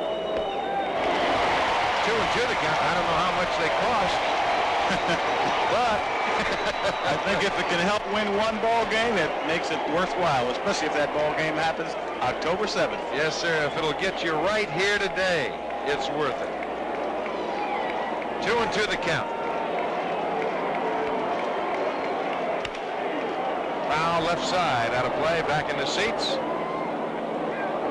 And there he'll go back and get another bat with a new handle in it. You talk about studying technique. I've even heard people going as far like Edwin Moses uses an electrolysis or something to the point almost it computerizes his performances. He's been awfully successful, so it may have some value. Any extra tool that you can use is going to help you. 2 balls, 2 strikes, 2 outs to Bobby Dernier. We're in the top half of the 5th inning, and the Cubs on top 3-0. 5th and final game. The winner of this game will go to the World Series representing the National League against the Detroit Tigers. Bounce to Nettles, backs up on the big hop. Quick release to Garvey in time. So Dernier, the Cubs are gone. We're halfway through, 3-0. We'll be back with more baseball after this word from our local station. Well, it will be Bobby Brown to lead it off. He'll be followed by Martinez and then Templeton in that order as we're in the bottom of the 5th inning. Cubs on top 3-0. Greg Lefferts throwing in the bullpen, the winning pitcher last night. Well, Brown in center field due to the injury and the broken hand of Kevin McReynolds. The Padres this year were very fortunate as far as injuries were concerned. They only had 2 players on the disabled list all year, so Dick Williams could really play the same lineup, only platooned every now and then with Nettles and Luis Salazar at third. But today, he's got Brown in center field, McReynolds out of the lineup. That means an awful lot to the success of a ball club, Don, when you can play the same players day in and day out. Only 2 injuries is amazing. And catch up to the fastball, 0-1 the count. You know, when you see something like that happen, I wouldn't be surprised if the trainers on this ball club, the San Diego Padres, got a few calls from some of the other trainers around the league in baseball. Well, that might be. Dick Dent is the trainer for the San Diego Padres. Pulled back in time, they appeal, they say no, no, no. And right before Brown went to bed, Jody Davis walked out to the mound and called both Say and Durham in a little bit. Said, let's watch out for the bunt. And sure enough, Brown tried to get one down. Brown struck out his first time at bat.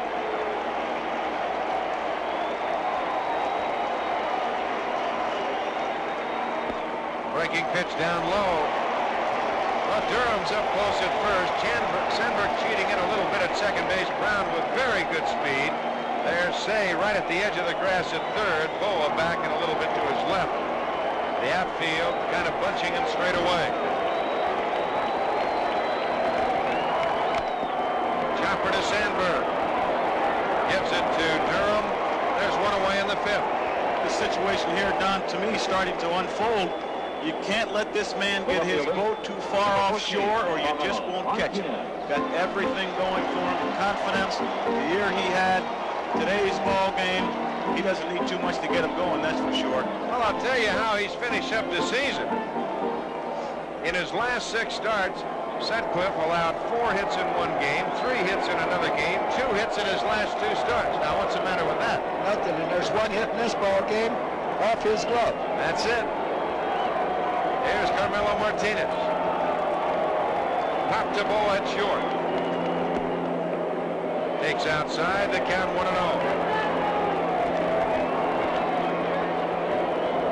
And of course, Sutcliffe having one of those kind of years that you see so many people have when they get ready to enter that free agent market.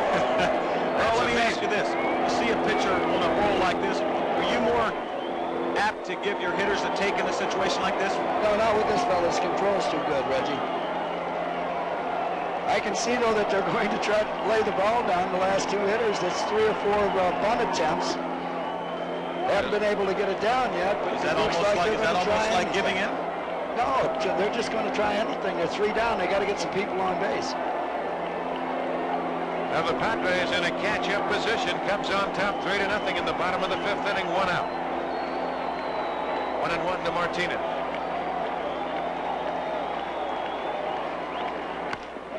Hit hard, right center field. Dernier off with the crack of the bat, back fighting the sun, makes a catch. What a play by Bobby Dernier. Got a real good jump on that ball. It looked like he was fighting the sun there. He flips his glasses down. You see the glare off of his sunglasses. Almost blinding. He stays with the ball. And a lot of times it didn't look like he was exactly sure where the ball was the whole time. The thing about it, Here's a man who's performed like that all season long. That ball goes up in the sun, and the important thing to do, even though it may go through the path of the sun, stick with it. Keep your eye on it, because sooner or later, it may come out of there soon enough in order for you to catch it. No, there's two gone, and that'll bring on Gary Templeton. Boy, that little man, he can run it down in center field. Tell you one thing, if he gets to the ball, just consider that ball caught. He gets a great jump on a ball. There you see him tracking it, keeps his eye on it. The ball looked like it went in and out of the sun. Templeton takes up high, 1-0 the count.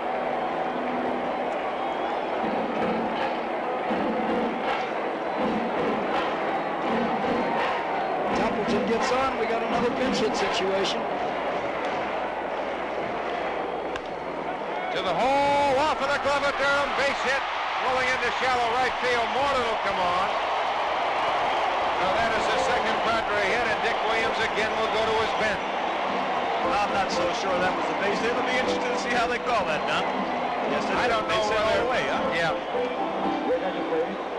I think it was base hit, Reg.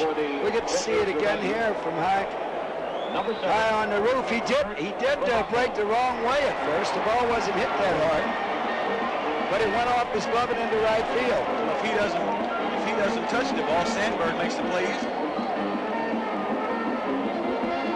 Well, a reminder that tonight at 9 o'clock Eastern Time, you can see President Ronald Reagan and Walter Mondale in their first debate here on ABC, which will be moderated by ABC News commentator Barbara Walters. That's tonight at 9 o'clock Eastern Time, right here on ABC.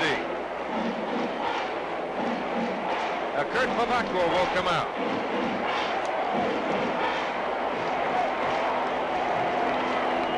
That ball right there, an infield hit per se. I don't think Sutcliffe would have got there to beat Templeton anyway, even if Durham comes up with the ball. That ball it didn't go through anyway. But the second Padre hit, the Cubs only have 3, but they've got 3 runs alongside of it. They've got 2 home runs. I think in order for the Padres to put some runs on the board against this fella Rick Sutcliffe, they're going to have to hit the ball out of the ballpark, because he's just not going to give up 5 or 6 hits in an inning, Don. Doesn't look like it, no. And every time the Padres have had anything at all, they had a 2-out walk to Wiggins in the 3rd. Wynn bounced to first. Now they've got a 2-out base hit by Templeton here in the 5th, and Bavacqua, the hitter. They had a 1-out single by Kennedy off of the glove of the pitcher Sutcliffe in the 2nd. He got Brown to strike out, and Martinez popped to short. Again to first, and Templeton back. Bavacqua's been at bat 1 time in the series, hit the ball hard over at Wrigley Field, but hit it right to Sandberg into a very quick 4-6-3 double play. And again, Dick Williams was forced, because of the pinch hit situation, to take out a pitcher that was pitching good balls. That's right. Dave DeRecchi came on, shut the door for 2 innings. Bavacqua takes low. 1-0 the count. On deck, the leadoff hitter, Alan Wiggins. Kurt Bavacqua has kept himself in the big leagues because he puts the bat on the ball consistently and puts the bat on the ball hard. I believe over at Wrigley Field, when he came to bat, we saw some numbers that he was 5th on the all-time active pinch hit list. That's low, the count, 2-0. That time just took a little bit off, a little nothing, little fastball. I tell you, it's not easy to come off the bench and hit, especially against a pitcher like this, when you know he's not going to give you a ball to hit. It shows a great deal of patience to me and a heck of a lot of discipline.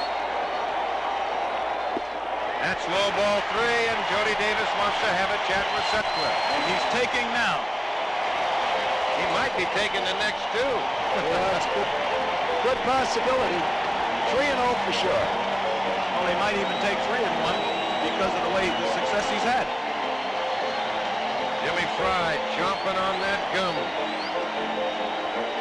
Here you look at the super slow-mo of Rick Sutcliffe, kind of coming over a little bit more than usual, a little more straight up. He's more or less a straight up and down type pitcher, but that time that left leg planting a little bit better and something to throw against instead of that whole body carrying him off to that first base side. 3-1 the count. And again, he knows he's supposed to throw strikes, but the harder you try, sometime the harder it becomes. Pops him up into center field. Bobby Dernier is there, makes the catch, and that'll do it. The Padres are gone in the 5th inning. No runs and a hit. We're through 5. The Cubs on top, 3-0. Well, be sure to join ABC Sports tomorrow night for another exciting game on Monday Night Football as Joe Montana leads the unbeaten San Francisco 49ers against Phil Simms and the New York Giants. That'll be live at 9 o'clock Eastern Time. Of course, the 49ers, one of the only 2 undefeated teams in the NFL, and they'll be coming your way tomorrow night right here on ABC. Greg Lefferts comes on to take over the pitching chores as he will face Sandberg, Matthews, and Durham. So it started out with Shaw. It's gone to Hawkins, Drabecki, and now Lefferts. Lefferts, of course, a former Cub. And the Cubs on top 3-0 as we move to the top of the 6th inning. And you know, back in Chicagoland, they are starting the countdown right now. High down the right field line, Gwynn moving over, and Tony makes the catch, foul territory. Very nice play by Tony Gwynn. Follows the ball all the way right into his glove. He comes up with the out. Good running catch. One thing about knowing your home ballpark, you know right where the fence is, you know where the warning track is. You step on that warning track, and usually in full stride, the warning track means you have another 2.5 to 3 steps. Unless you're Dave Winfield, you may only have one. 6'6". There's Gary Matthews. He's walked twice, stole the base. He scored a run in front of Leon Durham in the 1st inning when Durham hit the 2-run, 2-out home run. Want to know the count? Warning track. Warning you when you get to the fence. Lefferts, the winner last night.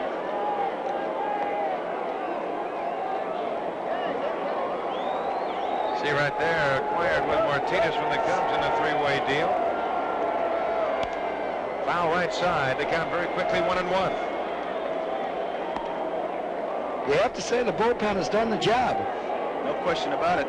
Dick Williams just used 2 left-handed pitchers. He still has 2 in the bullpen, and Thurman and Lawler. He said he'd use everybody.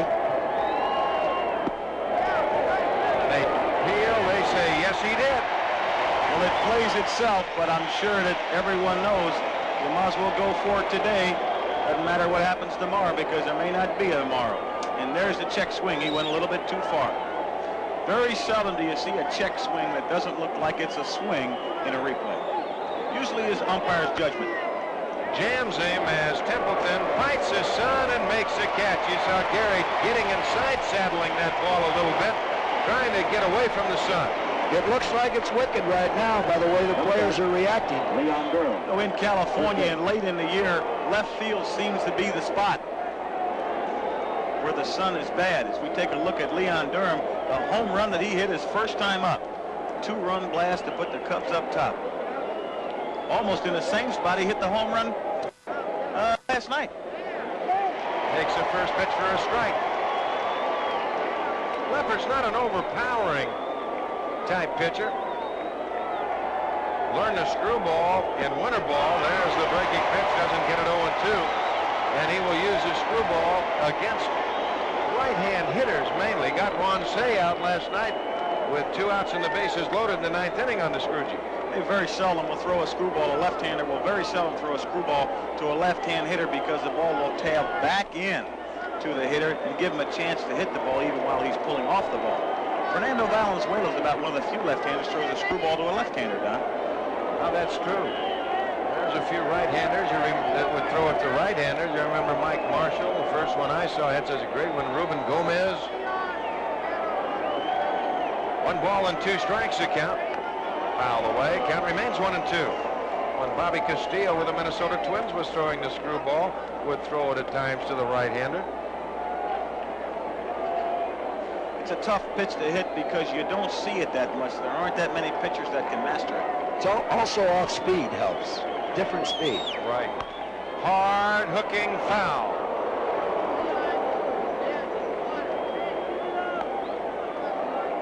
There's a pitch that was not in the spot where Lefferts wanted to throw it. There's 2 outs in the top of the 6th. The Cubs on top 3-0. Although sometimes good hitters will hit any pitch, Earl. And they throw it where the hitter happens to be looking for it. And when a man has a year that Durham had, just can hit the ball anywhere. Struck him out with a breaking pitch. 1, 2, 3. Cubs are gone. Bottom of the 6th. 3-0 Chicago. We're with Richie Phillips, the attorney for the Umpires Union. Richie, you have obviously reached some kind of accord with the commissioner and with the league presidents. That's right, Tim. The league presidents and the commissioner and I have had several meetings, and today we decided that we were close enough to reaching a final resolution that we should submit the issues to the commissioner for arbitration. The commissioner is a man that I trust, and I felt with a critical game like today that we were close enough that we ought to put the umpires back on the field after yesterday's great game. I just wanted to see them back today and not wait until the World Series. You feel like a fair decision will be reached, even though the commissioner is an employee of the owners? I don't think this commissioner is going to be an owner's commissioner. I trust him, and I think that my trust will be rewarded, Tim. Okay, Richie Phillips, attorney for the Umpires Union. Now let's go back to the booth to Don Drysdale. Thank you very much, Timmy. Thank you, Richie.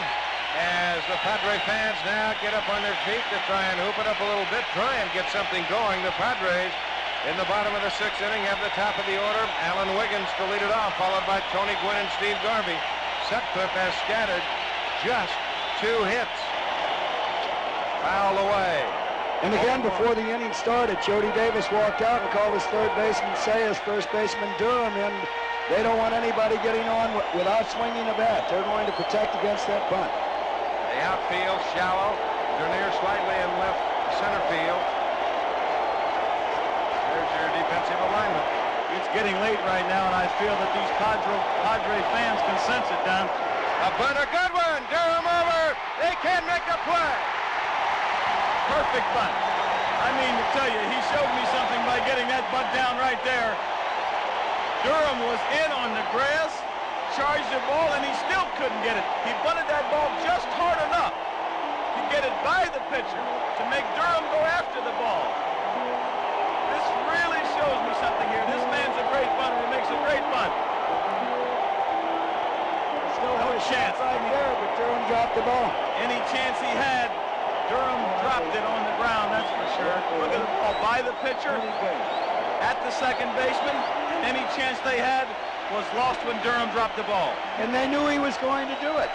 Jody Davis had called them in, and they came in, and he still executed it successfully. Here's Tony Gwynn. Wiggins at first. High, 1-0 the count. And he might run down 3-0 just to keep everything going.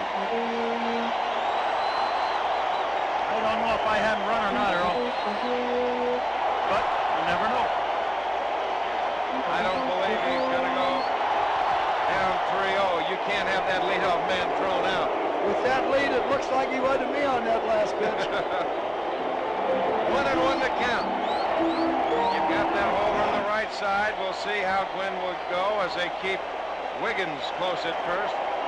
Gwynn uses the entire ballpark. We've talked about that. Dernier slightly in right center, but he's back a little bit now. Moreland straight away in right.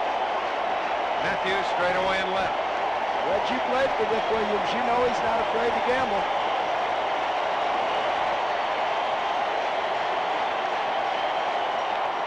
Hit foul left side. 1-2 the count. I'm more apt to sit back right now. Not really sit back, but I got a 350 hitter right now at the plate. Let me let him put the ball in play, and he's also got the first base hole to work with. It's good thinking. It's real good thinking, but I'm guessing with Dick Williams. San Diego Chicken trying to get the crowd motivated, but they have not needed a lot of that in this series. A ball and 2 strikes. Look at Davis, how far he's sitting outside. Sutcliffe will just an easy toss. Now that right there is just to show you I know you're over there, but he has a much better move than that. He may be just trying to lull Mr. Wiggins to sleep because he does have a pass to being picked off at first base. This man's got an outstanding move to first base. There he goes. There's a line drive base hit left field. Wiggins makes a turn. He'll hold right there. Matthews on the ball in a hurry. So the Padres put the first 2 men on here in the 6th inning. And that'll bring on none other than the man who won it last night, Steve Garvey. You take another look at this. Tony Gwynn, 350 hitter, gets the bat right on the baseball. He doesn't try to do too much with it. He wants to put it in play hard, and he's successful at that as Matthews picks up the ball. And Wiggins was running. Here's Steve Garvey and a visit from Steve Fry, and we've got all the stars and all the people on the marquee right out in the middle of the diamond right now. Boa, Fry, Davis, and Sutcliffe. Well, the thing, if you're a hitter, what you'd like to do, and we haven't talked about it, but you've got to notice it. You'd like to try and do something, whether you're a Cub hitter or a Padre hitter, try and get your licks in, because that shadow has all of a sudden crept out to home plate. Like to say, if I'm hitting right now, I'm Steve Garvey. I know that Jim Fry has come out and talked to a man who's the best pitcher in baseball the last couple of months of the season. He's told Rick Sutcliffe, give him all you got. Steve Garvey has already thought that in his mind, and I can't wait to see two of the best professionals right now on October 7th, 1984, go at it. And two former teammates. Up high, 1-0. Davis on that ball in a hurry. That last pitch at 92. No action in the Cub bullpen.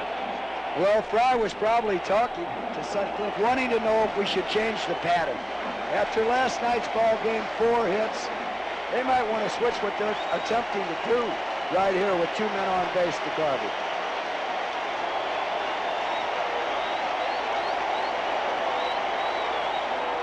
Up high, 2-0. Sure, what they're going to try to do is they're going to try to keep the ball in on Garvey and not give him a chance to tie this ball game up, because he showed you that he can go away. Well, when you get a man who likes the ball out over the plate, as you say, that in-behind type hitter, you would certainly want to think a little bit about keeping that good fastball in on him. Well, don't be surprised if the base runners go just to keep it going. Breaking pitch, he up high, 3-0. And these fans now have come alive the only time that they've had a chance to show their enthusiasm so far this afternoon, once the first pitch was thrown. Well, we're at that part of the ball game where it's one hitter at a time. Well, especially right now with Steve Garvey at the plate, the game right now is what I call in balance. Here's a man that can do something about it right now, and he's been doing it. Nobody out. Wiggins at second. Win at first. 3-0 Cubs. Walks it. Bases loaded. Nobody out.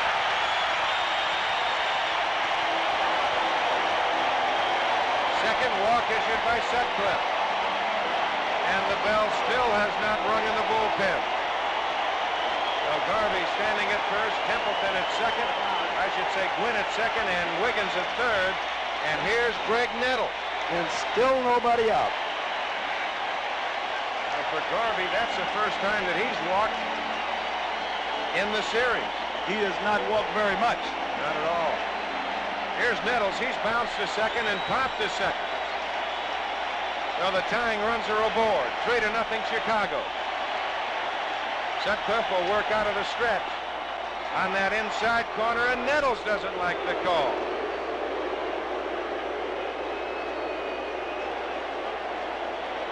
Get another look at this pitch.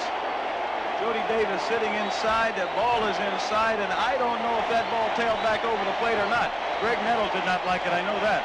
John Kibler said yes, it did. And here's the one-strike pitch. High to right center field. All the runners are tagging except Garvey. Wiggins will come on to score. Gwynn will go to third. It's a 3-1 ball game with runners at first and third. Nettles just missed that. Yes, he did. He just missed putting 4 runs on the board with 1 swing, and he knew it. There you see him coil and cock, lets the bat go, and bingo, he just missed that ball. He thought it had a chance, but he knew he had just missed it. Just got under it a little bit. There's the expression right there. That was his pitch, fastball below the belt. Yes, it was.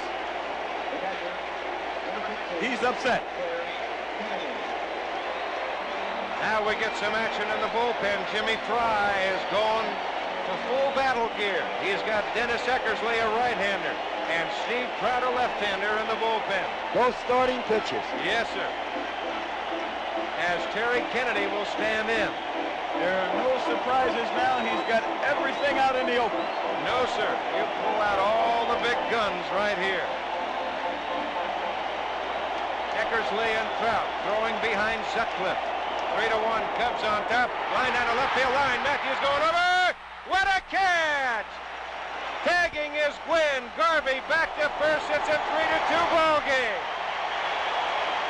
Gary Matthews, a big, big catch.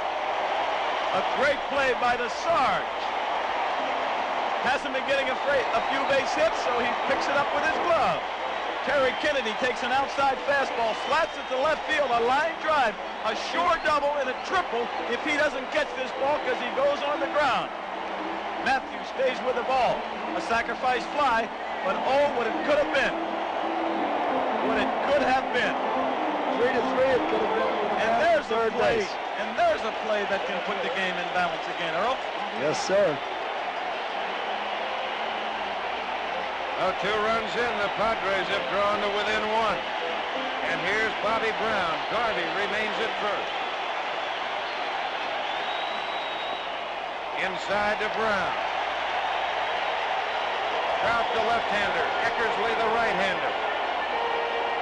Gossage down in the bullpen for the Padres. And yes, sir, there is no tomorrow.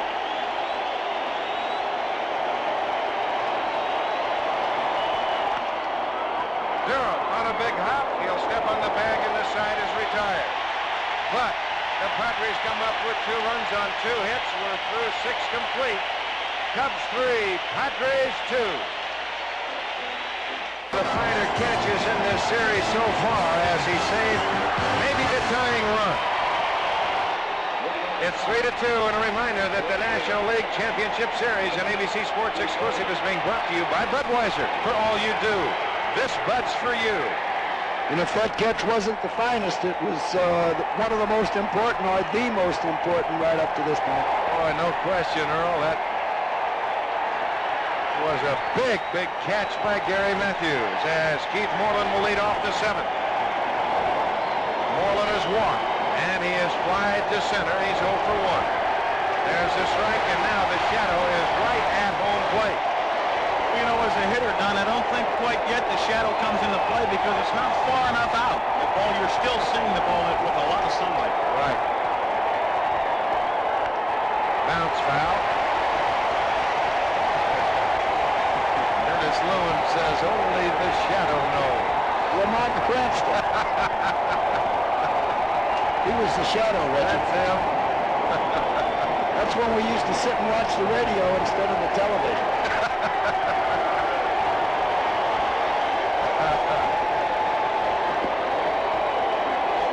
1-2 the count. That reminds me of the line that Sparky Anderson told me this summer. He said he finally realized his position in the media work. He says he's got a face for radio and a voice for television. And our congratulations to Sparky and all the Detroit Tigers. There's a line drive left field. Right there, Martinez to make the catch. A reminder that tonight at 9 o'clock Eastern Time, President Ronald Reagan and Walter Mondale in their first debate here on ABC, which will be moderated by ABC News commentator Barbara Walters. That'll be tonight at 9 o'clock Eastern Time, right here on ABC. We've reached the point of the game where we're down to each out. Maybe not each pitch yet, but we're down to each out. Each one's very, very important, as you say. Here's Ron Say, 0 for 2 today. Scroogie doesn't get it, 0-1. Now that kind of a pitch will be tough to pick up because it's a little tough to pick up the spin on a breaking ball, a slow breaking ball, off speed. 3 runs, 3 hits, no errors for Chicago. 2 runs, 4 hits, no errors for San Diego. The 5th and final game piled away. 0-2 the count.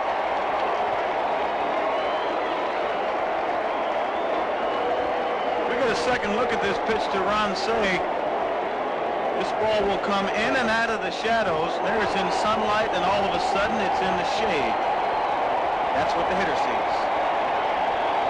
0-2 the count.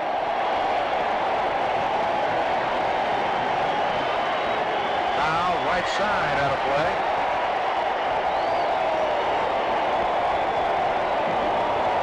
The hitters will pretty much tell you whether they're having problems with the sun or the shadow, Don.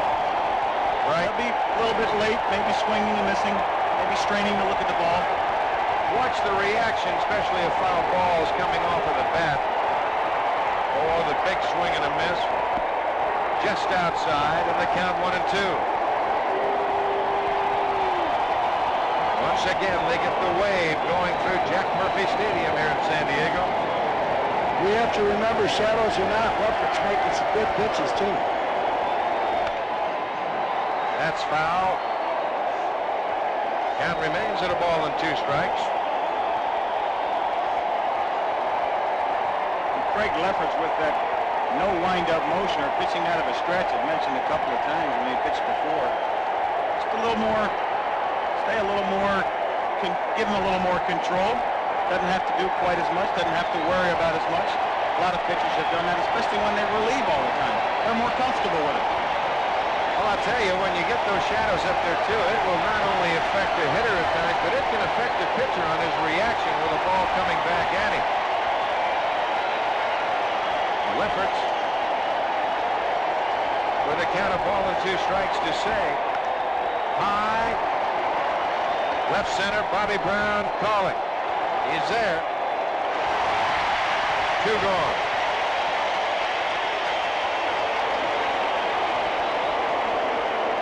Get another look at this pitch, Don. In our super slow motion camera, boy, the ball looks really easy to hit here. As Craig Leffert lets the ball go, you see it all white right now in the sun, and all of a sudden, bingo, it's gone. That looks like it's got to make it a little tough to see. Now there you see that shadow. Now in another inning or so, that shadow will move on out a little bit more. You'll have the hitter back in the daylight, and that strip will be between the hitter and the pitcher. Bouncer by Jody Davis to Templeton. On across to Garvey. And the Cubs are gone in the 7th inning. We go to the bottom of the 7th, 3-2, and we'll be back with more baseball after this word from our local station. Oh, high over Jack Murphy Stadium here in San Diego. The shot from our Goodyear blimp Columbia from Carson, California. The pilot Charles Russell from Downey. And our cameraman Arch Griffin up there this afternoon on a beautiful afternoon here in Southern California. Warm sunshine. We go to the bottom of the 7th inning of play. The Cubs on top 3-2. And it'll be Martinez, Templeton, and the pitcher spot. And Dick Williams has Gossage throwing in the bullpen.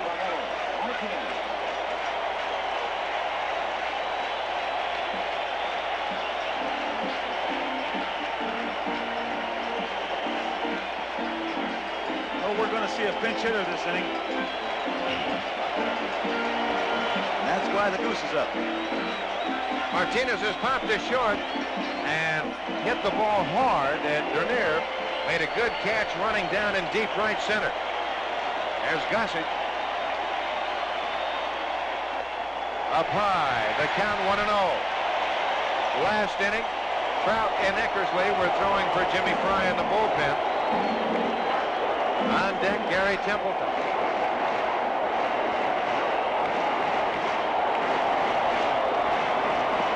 Slider outside, 2-0. That's a pitch he doesn't ordinarily miss with. I wonder if he's starting to get tired. Martinez with 13 home runs on the year. He does not have a lot of speed, and lo and behold, the last one he hit was on the 2nd of September, an inside the park home run against the Mets. High, 3-0. And Davis wants to talk to Sutcliffe. Jimmy Fry. Concerned, very concerned. The last thing he wanted to see happen was for his pitcher to go out and throw 3 straight balls.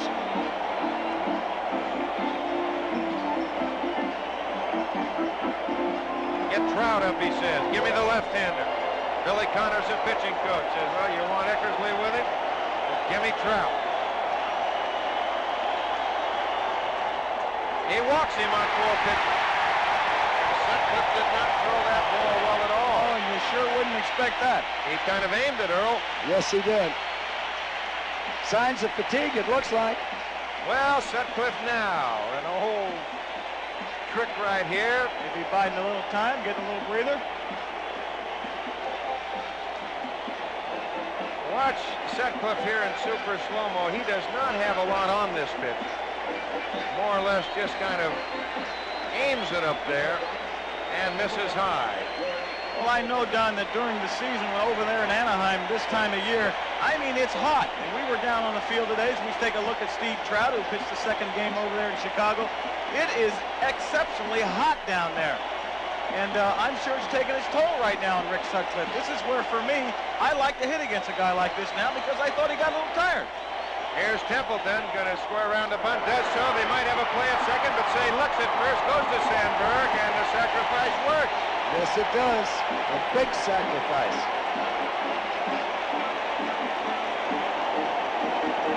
Good to see it again. Templeton squares around, gets the ball down in a very good spot. When it hit that grass, it slowed up. At first, it looked like Say might have a play at second base, but first base was his only play. Good execution and a good bunt. Now here's Tim Flannery. He's going to come on and pinch hit.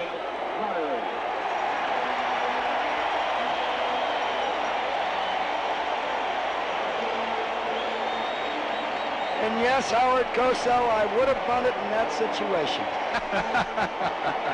The coach, the manager has to give an excuse or explain himself to the coach. Now here's Flannery. Only on exceptions. And Howard's an exception. Martinez at second. They go back there, but no throw. Sutcliffe will use that move. Be interesting to see to me now if what they do with Alan Wiggins, whether they want to make him hit right-handed or make him hit left-handed. Trout throwing. I believe it's Brustar got up along with him. Ground ball hit to Durham right through his legs. Here comes Martinez. We're tied at 3.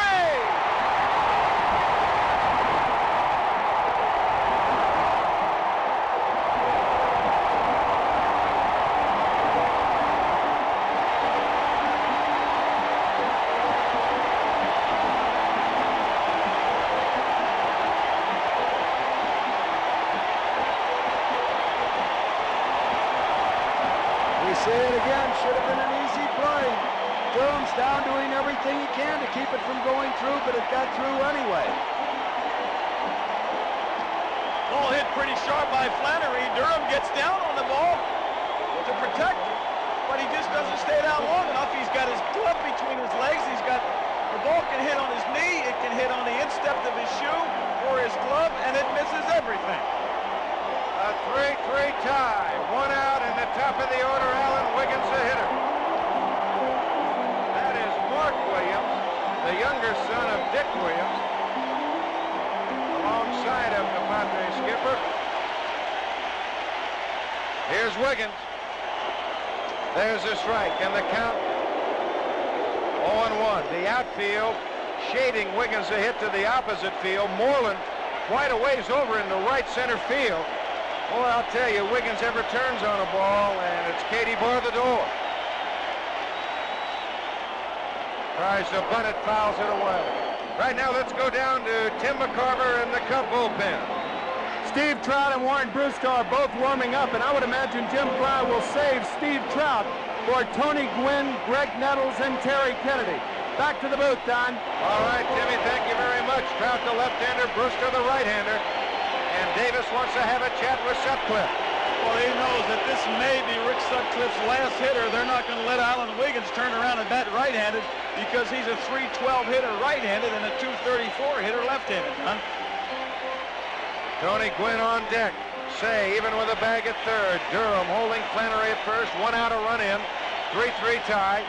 Little Looper left field. That's going to drop for a base hit. Matthews on a big hop as Flannery stops at second.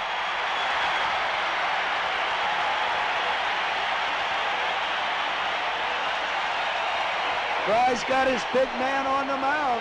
I think he's going to stay with him. Well, I would kind of agree. You got to either win it or lose it with your big guy. What do you think, Johnny? Well, he's got you where you're at. And you've got Tony Gwynn, the National League batting champion, standing at the plate. How are you going to win, Earl? Here's a case where you don't even want to be a manager. I've said that to myself a million times. There's Dick Williams. He's sitting in a pretty good position. Well, he's got a .350 hitter up there. 1 out. and the winning run on second base, the lead run, go-ahead run. Well, we had an error, which would have been a second out in a blue pit, so Fry's decided to stay with him. I think it's a good decision myself. And I think that error will make the mind up for a lot of managers. Yes, sir. Don't you? Sure. It's not like a line drive down either line. Right. It's an out the pitcher should have had. Alan Wiggins did a great job. He played hardball, big league baseball, did anything to get on, put the bat on the ball for a single to left field. Hard! Sandberg over his head, right center field, base hit. One run will score. Moreland is slow getting it. Here comes Wiggins. Here comes the front of the play. He's safe. The third is win. 5-3. San Diego.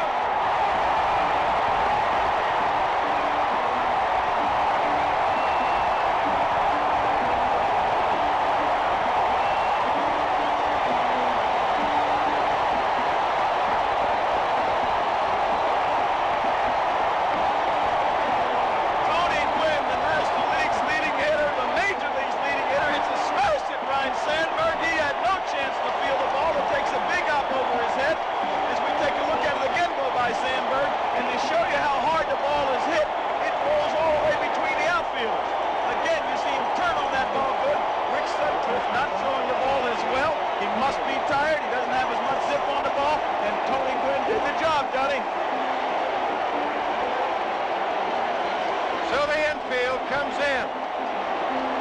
The Padres, 3 runs here in the bottom of the 7th, and Steve Garvey will be the hitter.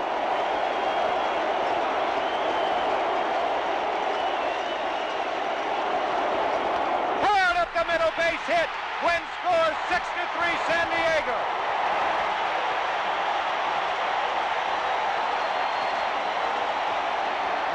Now we'll see Fry come out, I'm sure.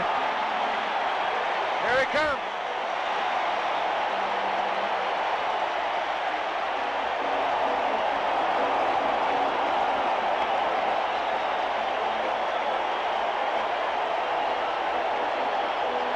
Dick Williams trying to restrain the troops because as fast as they've scored 4, Williams has been there, but listen to the hand for Sutcliffe, and what a year that big redhead has had.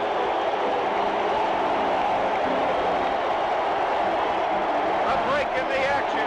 Steve Trout will come on. We'll be back from San Diego in a moment. Steve Garvey at first base, driving in the 6th run of the ball game. Trout delivers high to Nettles. So Trout making his second appearance. Steve won game number 2. That was at Wrigley Field. There you see the numbers on Trout back in Chicago. 4 runs in for the Padres here in the bottom of the 7th inning. They now lead it 6-3. Foul away, the count 1-1. But don't count the Cubs out. They were down last night twice by 2, and they came back. We'll all have to do it all for the same fella, I think. We'll more than likely see Gossage. Gonna see Goose. Outside the count, 2-1.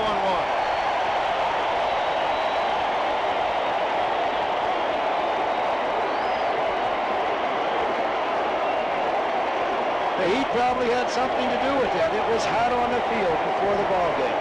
It was awfully hot, and I'm sure that Rick Sutcliffe got tired. It had to be. Well, we all 3 of us were down there. We know how hot it was. Low ball 3-1. Brewster throwing behind Trout, and Davis wants to have a little chat with Steve. They can feel it here now. You played in this situation when you're on the field, when you're in the dugout. It's just an electric feeling that goes through you, that the crowd brings to you, that, of course, obviously the score of the game brings to you, but you just feel it, and you're weighing on every pitch right now.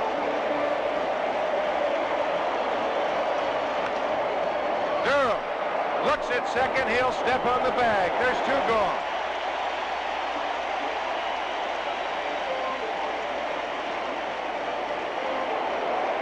Now Garvey at second.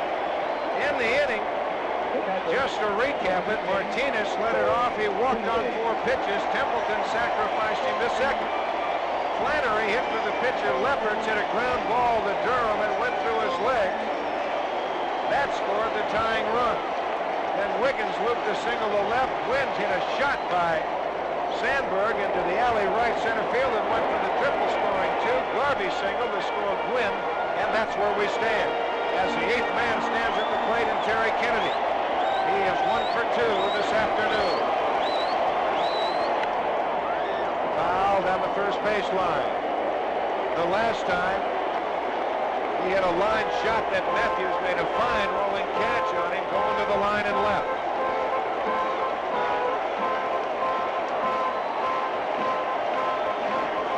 Well, we're down to outs.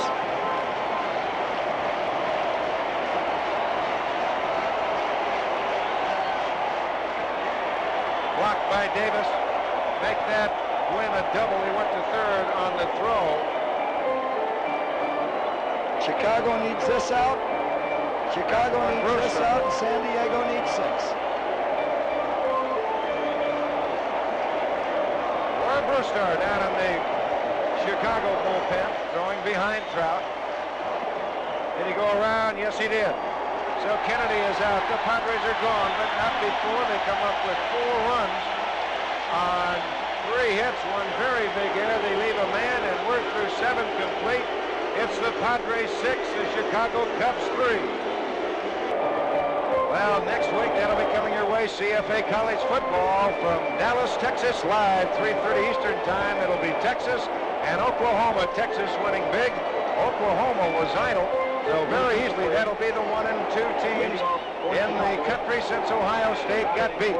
Luis Salazar has moved into center field, and there's the Goose, Rich Gossage, on for the Padres, as he will face Larry Boa.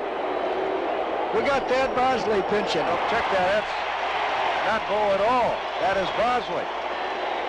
But one thing right now that Rich Gossage has in his advantage, and that's that shadow, Don. It's right between home plate and the mound. I mean, smack dab in the middle. The ball's going to go in and out of it, and it's going to make it that much tougher to see. And watching Gossage right now, it's a different Gossage than last night. He is well within himself. I think Goose, he went to school last night. Struck him out on 3 pitches. Good morning, good afternoon, and good night. And how tough is it to come off of the bench with that 98-mile fastball coming out of the sun, into the shadow, and then back into the sun? The ball's almost in the catcher's glove when he swings at it. Now Richie Hebner is going to come out, and he will hit for the pitcher, Steve Trout.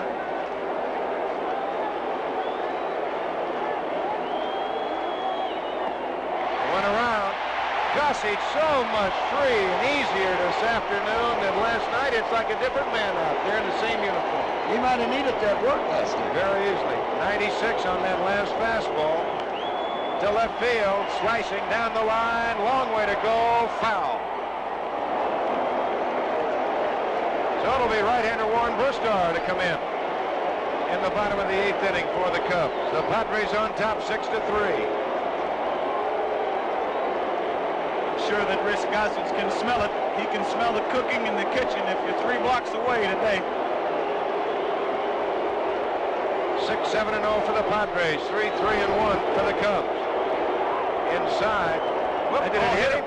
Yes, it did. Wait a minute. Now Terry Kennedy said no, it didn't, but John Kibler said, oh, yes, it did. And we'll find out for sure in a minute. The Goose winds up. We'll see if this ball hits him or not. I'm sure it did. There's no way he's going to get out of the way there. Just nicked him in the knee. Now Dick Williams very quickly to the mound. As he wants to talk to Gossage, it'll be Bobby Dernier to stand in. Dernier 0 for 3 this afternoon. Whitson and Thurman. So 2 starters for manager Dick Williams. And as we said before, you go to your heavy artillery in that pitching lineup. Yes, you did, but in this ball game, the San Diego bullpen can't receive enough credit. Chicago got up 3, and the bullpen turned them right off. A little time.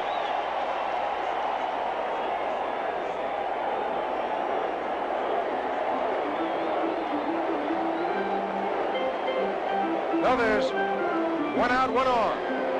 And the Padres up by 3, 6-3. Pops him up right side. Alan Wiggins says he'll try it. On the skin part of the infield, out number 2. And Ryan Sandberg will be the hitter, 2 outs in the top of the 8th. And now we're down to each pitch of the ball game. Yep. You're down to each pitch and each out now.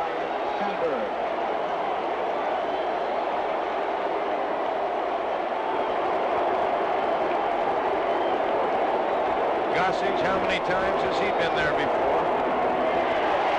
This young man standing at the plate probably will be the National League most valuable player. 98 miles an hour on that last pitch. There's the curveball. 0-2. Going playing with Rich Gossage, the more important a ball game, the faster, the more adrenaline he had flowing. Can't ask for much more here. If his cup isn't running thing over right now, and he doesn't have any adrenaline. Foul at the plate. John Kibler says no. And a right call. Running thing over. Like that thing over.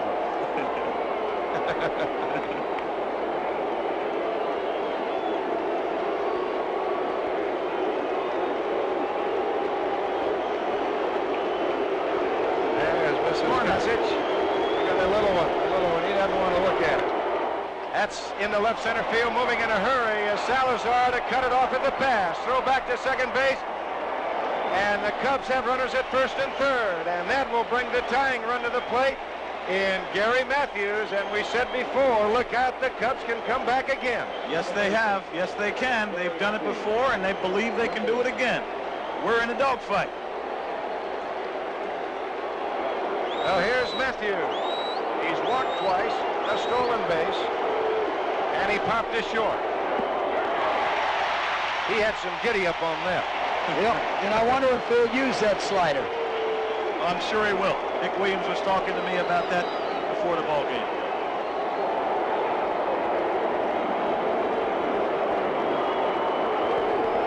Sandberg goes. There's no throw. Steals it standing up. Smart play. Sandberg with his third stolen base of the series, and the count 2-1 to Matthews. Goose more or less giving that stolen base, concentrating on the hitter. Garvey guarding the line, Nettles guarding the line. 2-2 the count. 98-mile-an-hour fastball on that last one.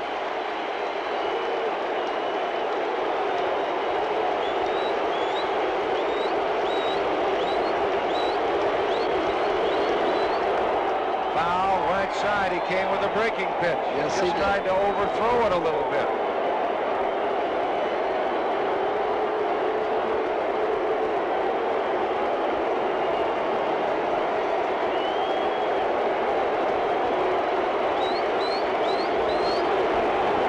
Struck him out. No runs, a hit, no errors, 2 men left. We go to the bottom of the 8th inning. As you take a look at this last fastball by Gossage. Out of the shadows, into the sunlight, it's 6-3 San Diego, and we'll be back after this message and a word from our local station. Well, you're looking at the Vice President, General Manager of the Chicago Cubs, Dallas Green, and you just got to know what his insides are doing right now. He's been through it all, Earl, and to sit there, I think at times, is one of the most helpless positions you can be in as you look at Tom Weiser, the new shortstop. And that one victory that you needed that never comes is awful. Now it'll be Warren Brewster. He will be the third Chicago pitcher of the afternoon. Well, they still got 3 outs. Yes, sir. Cubs still have 3 more outs.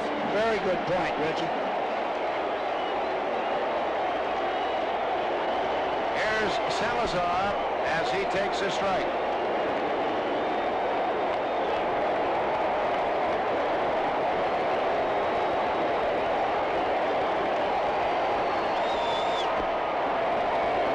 To the count.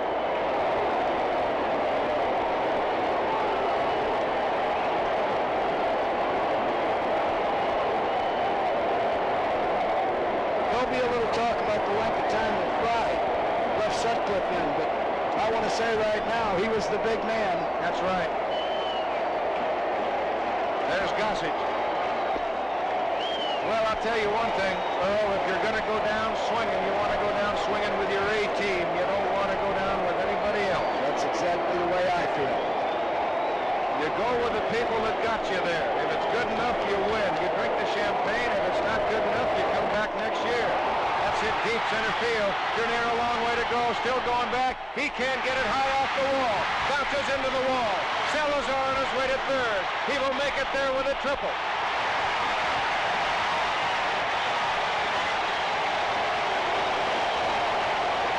They've got it going now. 10th man, their extra man, Salazar in the ball game. Juan Bruscar lets this ball go, and Luis Salazar hits it a ton. It looked like it had a chance to go out of the ballpark as Bob Dernier gives chase, but he can't get it, and he knows it. Off the wall, and he's got a stand-up triple. Take another look at it. Bobby Dernier watching it all the way, but he just can't get there, Don. Nope. Hit over his head. And now, what any manager does not want to have to do, the infield has to come in. When you're trying to play catch-up on the road, and you have to bring the infield in. Martinez takes a strike. That makes a 300 hitter out of everybody in baseball. Yes, it does. Infield in. I love to hit in this situation. All you got to do is hit the ball hard. You got an RBI and a base hit.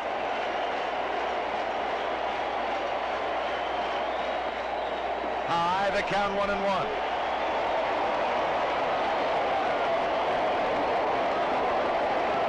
Martinez started everything off in the 7th inning with the base on balls.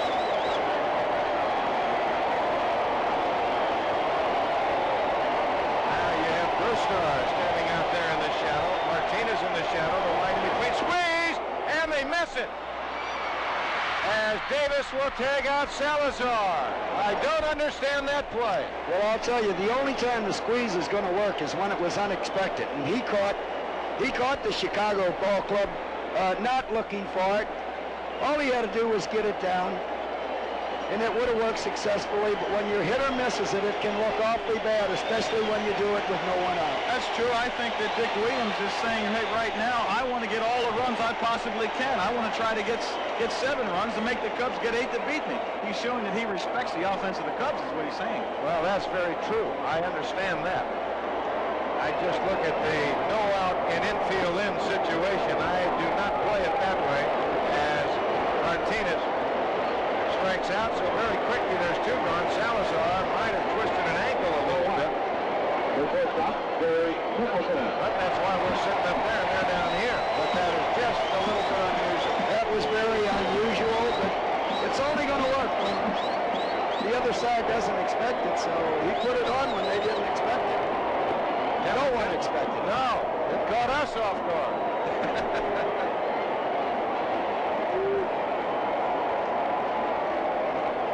0-1 to Templeton. Up the first base side, Bruscar will go to Durham, and we go to the 9th inning of play. Here in San Diego, game number 5 is the Padres 6, the Chicago Cubs 3.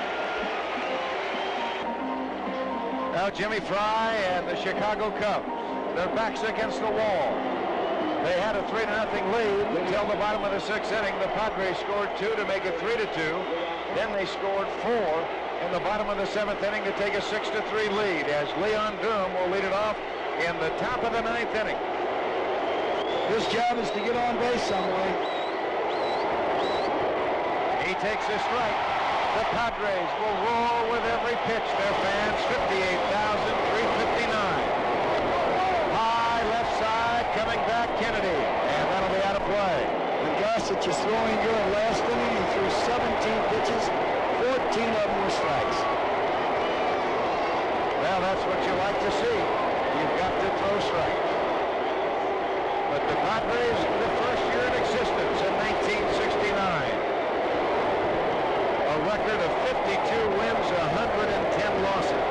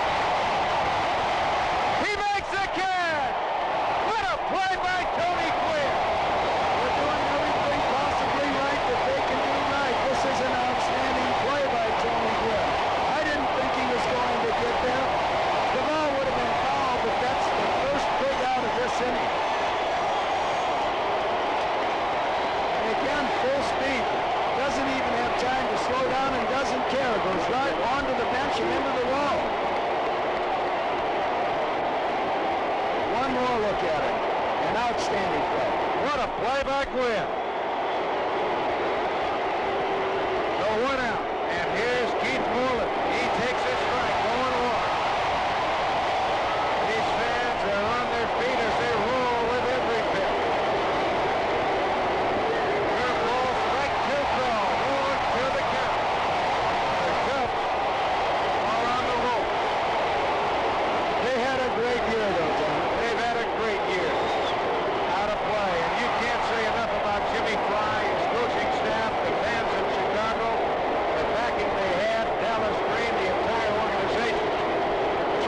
3-18 one time in spring training. 3 wins and 18 losses, and here they are in the 5th game of the National League Championship Series. And a line drive base hit to right. Wynn will have to play it on a hop in the Cubs, a team that will never say die. If you take the Cubs out, you've got to knock them out.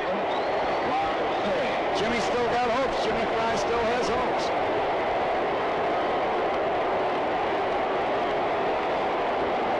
Ron Say will stand in. The second hit off of Gossage, and Kennedy pointing to Gossage with his arms crossed as if to tell him, hey, that means Garvey is playing behind the runner. Here's Say. A little bit low, 1-0.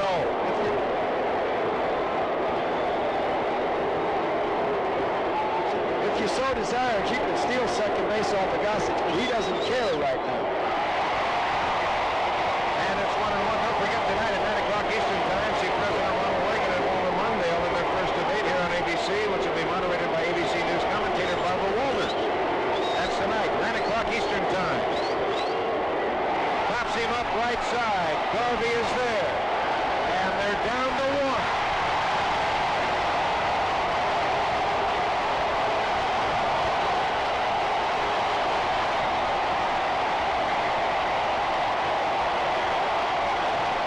Coming up next is Ripley's Believe It or Not, followed by Hardcastle and McCormick over most of these ABC stations, except right here on the West Coast.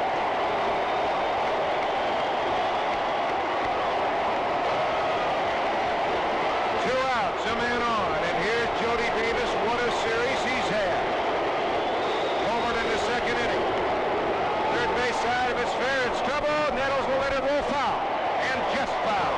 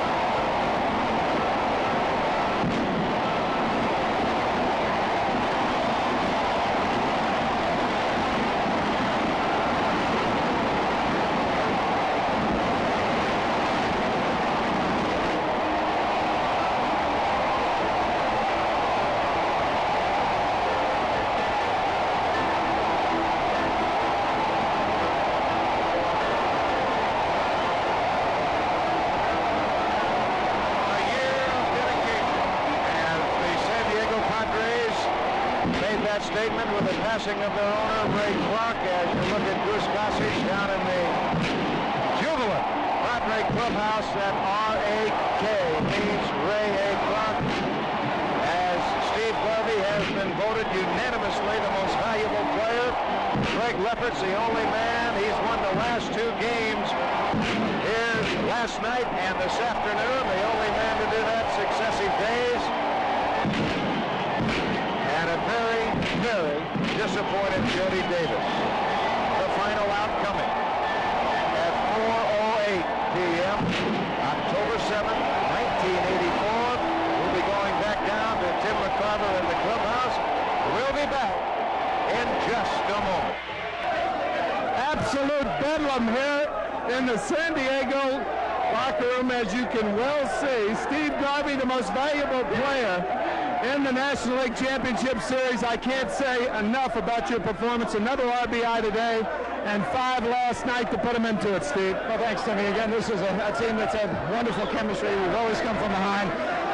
We set a record. We came back down to 1-3 in a row. Great testimony to not only this team, but the organization and great fans. You saw what they were made of, and a special hi to my girls, Christian Whitney. This one's for them. And also testimony to your fine play this year after a sluggish start with the broken wrist last year. It broke your consecutive game string. And, of course, this year with that incredible second half and now a big National League Championship Series. Well, if you believe in yourself, and again, you believe in the physical and mental part that God has given you, you just go out and do everything you can help to allow this team to win. We all put it together.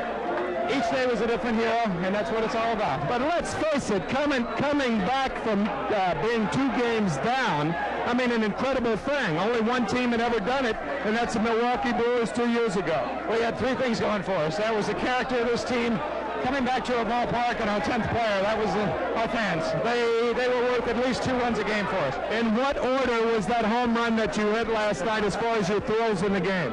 It could very well be the biggest thrill in my life because it got us into a 1-game season, and we just took it from there. I like your new hairdo. Congratulations, Steve. Thanks, Timmy. Thanks to all the fans. Steve Garvey, the most valuable player of the National League Championship Series. We'll be back here in the clubhouse at San Diego in just a moment. 2 of the unsung heroes today retired 12 in a row from the 4th through the 7th inning. Craig Lefferts and Dave Dravecki. And Dave, you were first and looked sharp. Oh, this is awesome, Tim. I'll tell you what, I've just got to thank the good Lord for the ability to play here and to be in this fine game. This has been great. It's been a team effort the whole way. Unity has been our motto throughout the entire season. Team Pods is what we call it, and that's exactly what it was today. And unity was necessary when you were down 2 games to none, even though you were coming back home. Well, yeah, you know, it's been a 25-man effort for us all year, and 92 wins during the season and 3 wins here. 25 men did the job to make us win. We didn't win pretty, but we knew how to win, and we did what we could to win. And you were the winning pitcher in last night's ball game. That had to be a big thrill, huh? Oh, I'm so thrilled. You know, winning the game or not, it doesn't matter. I went in, and I got to play it, and I did well, and that's what I'm happy about. I'm happy for this bunch of guys, and I think it's the greatest thing in the world right now. Craig Lefferts and Dave Dravecki, and now one of the big guns, the Goose, with a save in today's game, and you've had a lot of these things, haven't you? Oh, there's never enough, you know. They're always great. They're all sweet, you know, and everybody did a great job. Those guys are so unsung, those little guys, that without them, we wouldn't have been in the ballgame. You appeared to be throwing harder today than you were last night. They got a couple of runs off you last night, and today, bouncing back less than 12 hours later, you appeared to have more velocity. I had those shadows, Tim. Those shadows are great, you know. It's tough to see up there now, and you know, I did a good job yesterday, a bad job, turn the page, you know, and today's a new day, and that's the way you got to play this game. And you understood not only that you had to battle back from a 2-0 deficit, but today, even though it was 2-2, you were playing against a ball club that dominated in the daytime this year. Hey, I'll tell you, those guys, I can't say enough about the Chicago Cubs. They are a great ball club. They battled last night. That was one of the best ball games that I have ever watched last night in my life, and I just can't say enough about those guys. They battled, and we're just happy we came out on top. We were lucky. Any prognosis for the series? Nope. See you, Detroit. Goose Gossage, congratulations on a job well done all year long. Now let's go back up to the booth to Don Drysdale. All right, Timmy, thank you very much. And, of course, we'll be going back down to the clubhouses. There is the line score for the Padres. 6 runs, 8 hits, no errors. The Padres left 5. The Cubs 3 runs, 5 hits, 1 error. They left 4. Lefferts the winner, 2-0 in the series. Sutcliffe took the loss, 1-1, and Gossage with his first save in the series. Just to remind you that Ripley's Believe It or Not will follow right after we go off the air here, and of course it'll be Hardcastle and McCormick, except on the West Coast. And a reminder that tonight at 9 o'clock Eastern Time, you can see President Ronald Reagan and Walter Mondale in their first debate here on ABC, which will be moderated by ABC News commentator Barbara Walters. Again, that will be tonight at 9 o'clock Eastern Time, the debate, President Ronald Reagan and Walter Mondale. Right now, let's go back down to the clubhouse and Tim McCarver. Chub Feeney, the president of the National League, and Joan Clark, the owner of the San Diego Padres. Is this one of the happiest moments of your life? Not one of it. Is the happiest moment of my life, and I dedicate this happy moment of my life to Ray. May he rest in peace and be forever and ever happy. We love him. Chub Feeney for the presentation of the National League trophy. Okay, congratulations, Joan and Ballard and Dick Williams and all the Padres. I'm just sorry Ray wasn't here for it. Now go get him in the World Series. Help me, Ballard! The reference is obviously to Ballard Smith, the general manager.